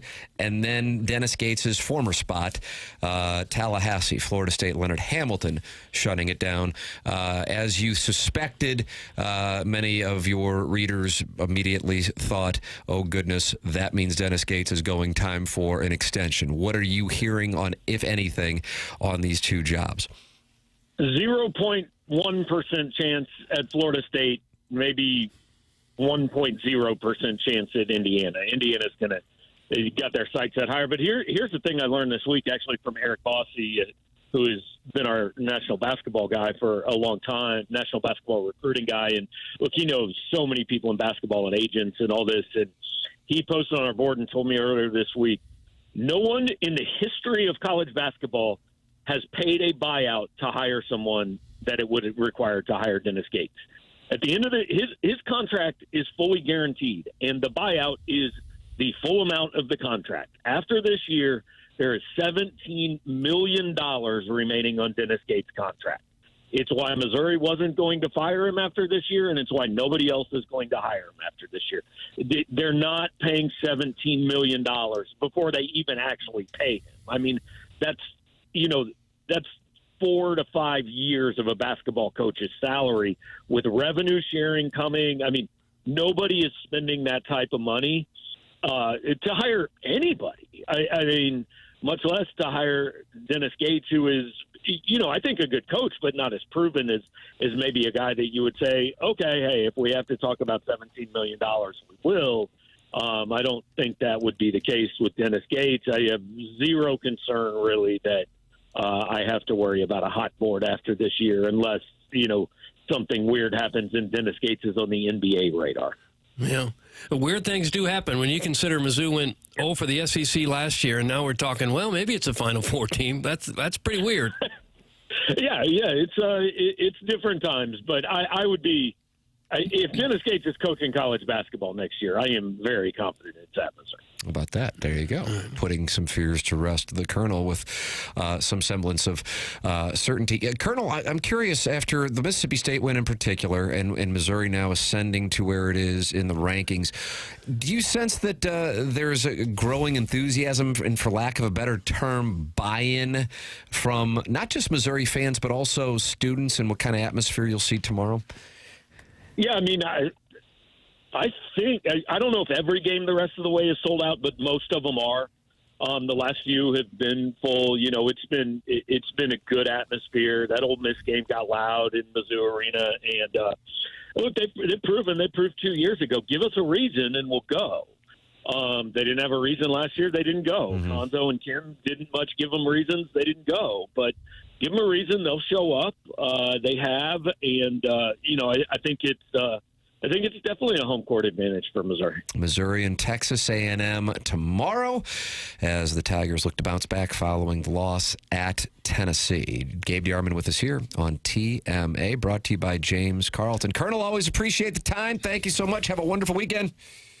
Yeah, you guys going to miss me next week? No, are you going to miss us? I mean, that's the question. You'll probably be watching all the Cardinal coverage on YouTube. I know you love it. Yeah, I will. In between either not watching anything or just watching Super Bowl highlights over and over. Yeah, you might be going in. Do you feel good about your Chiefs on Sunday? I'm picking them for the record.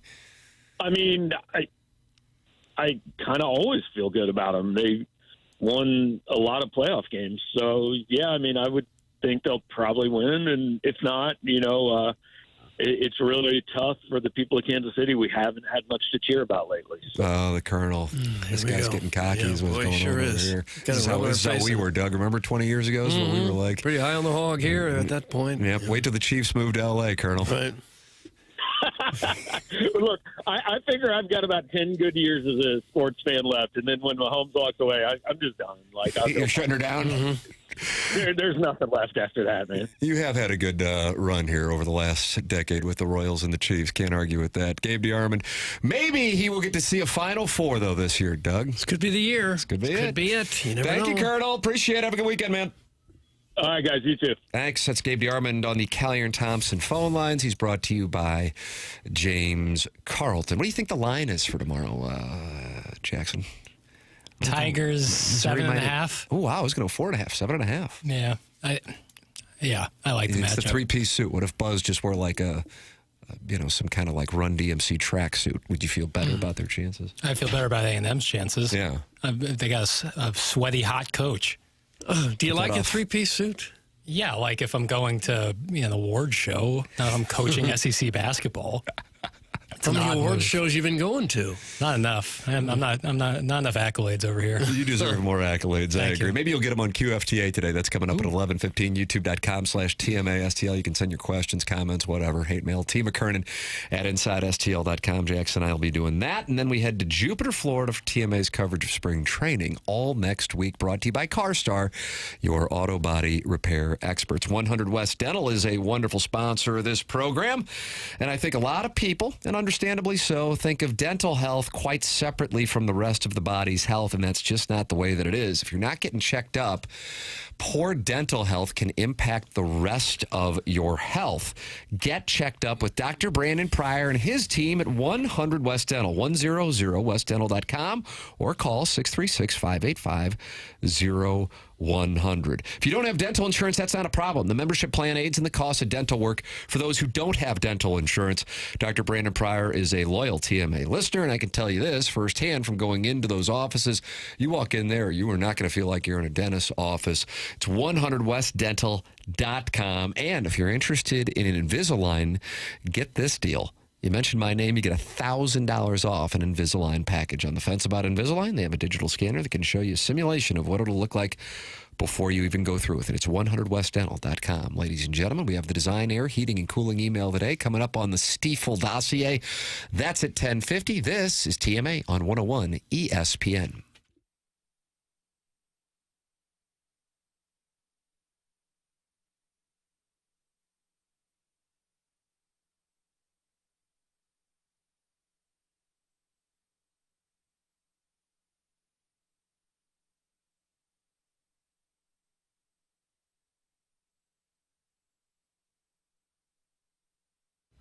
Tim McKernan here for Aesthetic Design and Build. This is all about custom outdoor work on your home. That's what they do at aestheticdesignandbuild.com, and you can check them out in Chesterfield Valley. Now, you're sitting there going, all right, I appreciate it.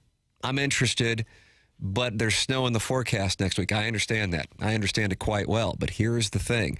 You're going to have, I would say, what do you think, Doug, in March, 8 days of weather, you're going to go, I want to be outside. Don't you think it's fair? 8 out of 31? Okay. And then in April, you're probably going to get about 16 to 18. And then in May, now it starts happening. And now you want to be outside. So you get it taken care of now with Dan and his team at aestheticdesignandbuild.com. So when the time comes that you want to be outside, it's all done for you. Call them at 636-532-5008. That's 636-532-5008. Let them know I sent you their way, or go online at aestheticdesignandbuild.com.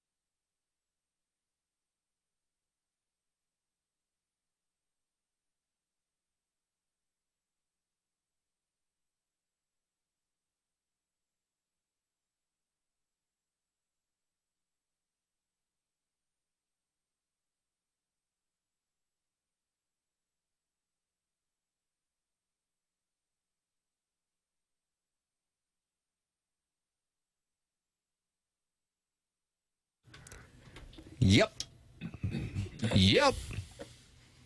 Doug, you want a long shot play at the Waste Management? Sure, that's what I was just thinking about. The long shot play at Waste Management. Right. Wyndham Clark, U.S. Open winner 2023. I don't know. LA years. Country Club. I just don't. He is tied for the lead right now, and he is out on the golf course at 7 under, tied with Taylor Moore. Tom Kim, one stroke back. I'll give it to you fine. Alex Smalley. Alex Smalley. You probably have no idea who he is. I remember Roy Smalley, the Minnesota Twins. Yeah, was he with the Expos too? I don't remember him then. He may have been, but he was a star with the Twins. Alex Smalley. There's my long shot play. Do with it what you want. He's all over my DraftKings teams this week. And he's a ball striker. People don't know about him. A little long shot play, only 1.5% of the field on Alex Smalley. Sure, everybody's on Scotty Scheffler. He was fumbling around yesterday, and then he got it going and got to 1 under par. He is just ridiculous. He holed out from a fairway bunker from like 125 yards yesterday. He was +2 at one point, and now he is 3 under for the tournament as he is out on the course for his second round. He won there in 2022 and 2023, finished 3rd last year. I think if he had a more bombastic personality, he'd be getting more attention. But he's just like a good, down-to-earth guy who just happens to be a trained killer with a golf club in his hand. Well, if he wins and earns a lot of money, he could have some tax problems if he's not careful. He's got to play it right. And if he's not careful and runs into problems, you know who he should talk to? Yeah, Mark Milton. Yeah, Mark Yes, Milton the could beat him lawyer. somehow as an 18. Yeah, he hits the ball a long way, this guy. If you're facing maybe unfiled tax returns or tax liens, bank levies, wage garnishments, keeping you up at night, maybe you're the focus of an IRS criminal investigation. Boy, you do not want that in any way, shape, or form. The godforsaken tax man gets you in his sights. You got some problems. But then you got Mark Milton to call. STL tax lawyer Mark Milton provides a local and holistic approach to tax resolution. Don't be sucked into the out-of-town tax resolution groups you hear about on TV and radio. You need a guy right here in St. Louis who knows everything about Missouri law and can take care of you in a big way. He helps individuals and small businesses solve their tax problems.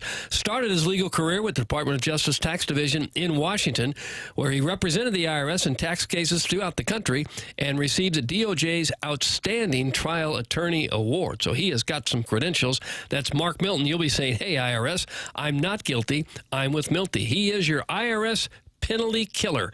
Remember, the choice of a lawyer is an important decision and should not be based solely on advertisements. There it is, Mark Milton, longtime sponsor here on TMA. Tim McKernan, Doug Vaughn, Jackson Burkett with you. The Design, Air, Heating, and Cooling email today is coming up on our Stiefel dossier. This is TMA on 101 ESPN and the TMA STL YouTube channel.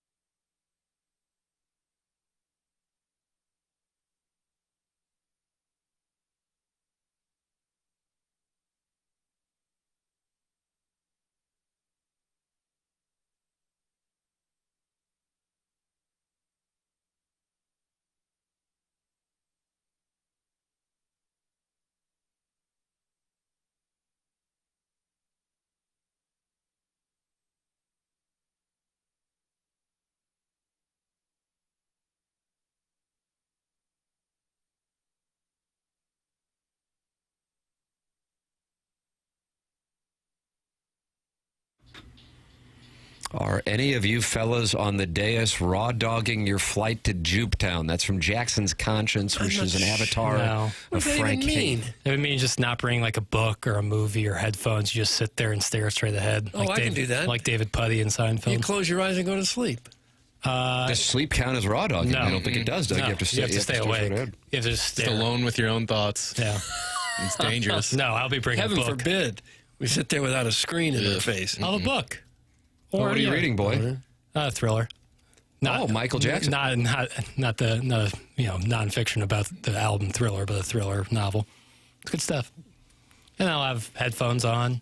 And I have a bunch of movies saved in my laptop. Yeah, A bunch of movies. I'll be doing the opposite of raw dogging. Be busy as a little beaver. Yeah, from start to finish. Okay. Yeah, of course. Live over in Charlotte, Doug. Yeah. You going to get some Bobcats gear? No. You don't have a problem with a raw dog, do you? It's a little odd. I only have a problem with raw dog if they need some sort of entertainment and conversation with me, then I'm out. Yeah. Like John Candy and Steve Martin and P's, T's, and A's. You would never want to talk to another human being. Didn't you get the idea when I was reading The Vomit Bag? Oh. Thanks, everybody. You're like a chatty Cathy now. Okay. Wonderful.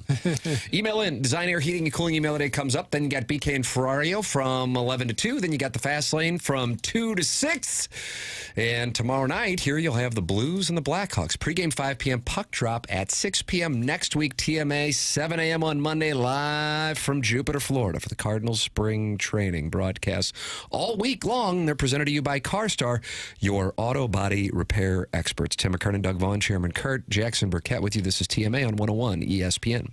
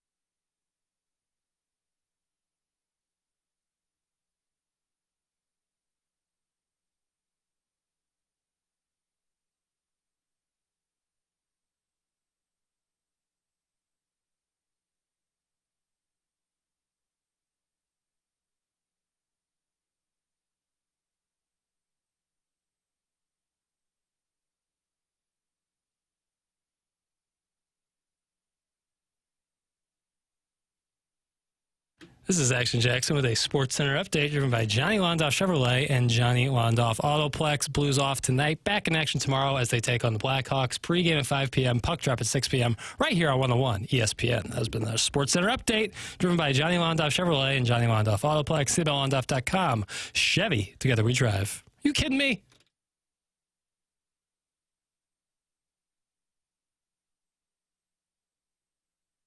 Welcome back. It is TMA 101 ESPN. Tim McKernan, Doug Vaughn, Chairman Kurt, Jackson Burkett. Final segment in St. Louis, Doug, until?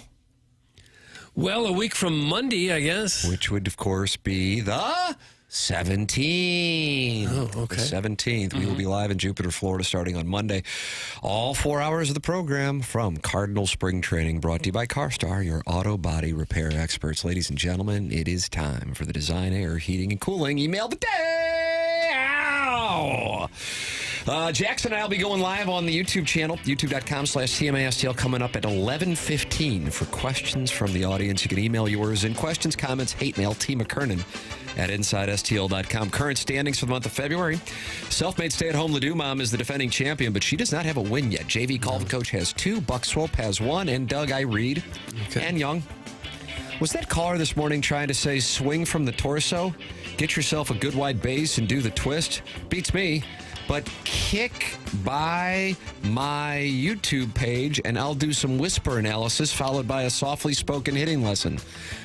Head on the ball, snip, snip. Elbows in, clip, clip. Follow through, squish, squish.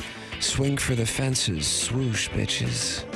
Thanks and free perk. That's from #1 Asian intern Brian Henshin, a.k.a. ASMR Ting Ting 34. First 20 likes on that vid get a game-used Michael Hellman jersey, which for legal purposes is a well-worn undershirt with Hellman's name written across the back.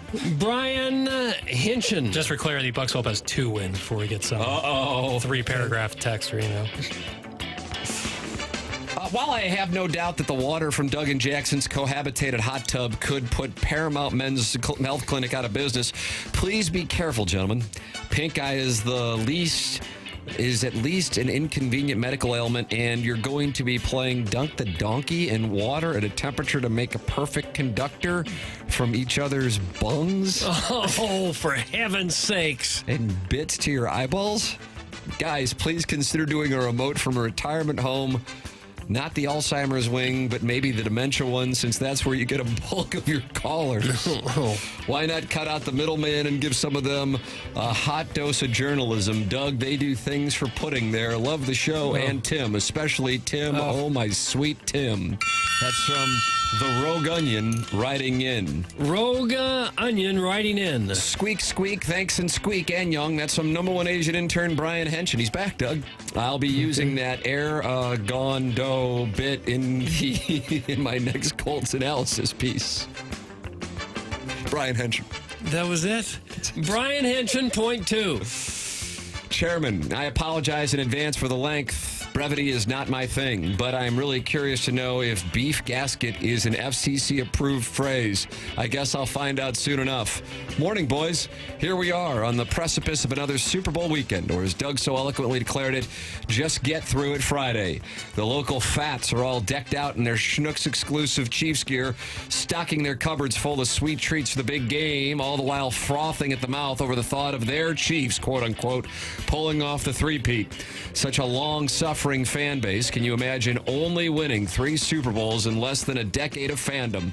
Even my kid's school is on board with this indoctrination, making it Wear Red Day today. Oh, we're being groomed. I'm proud to say mine walked in wearing green. I guess when Tim's done with my wife, she'll need to get started on some homeschool lesson plans.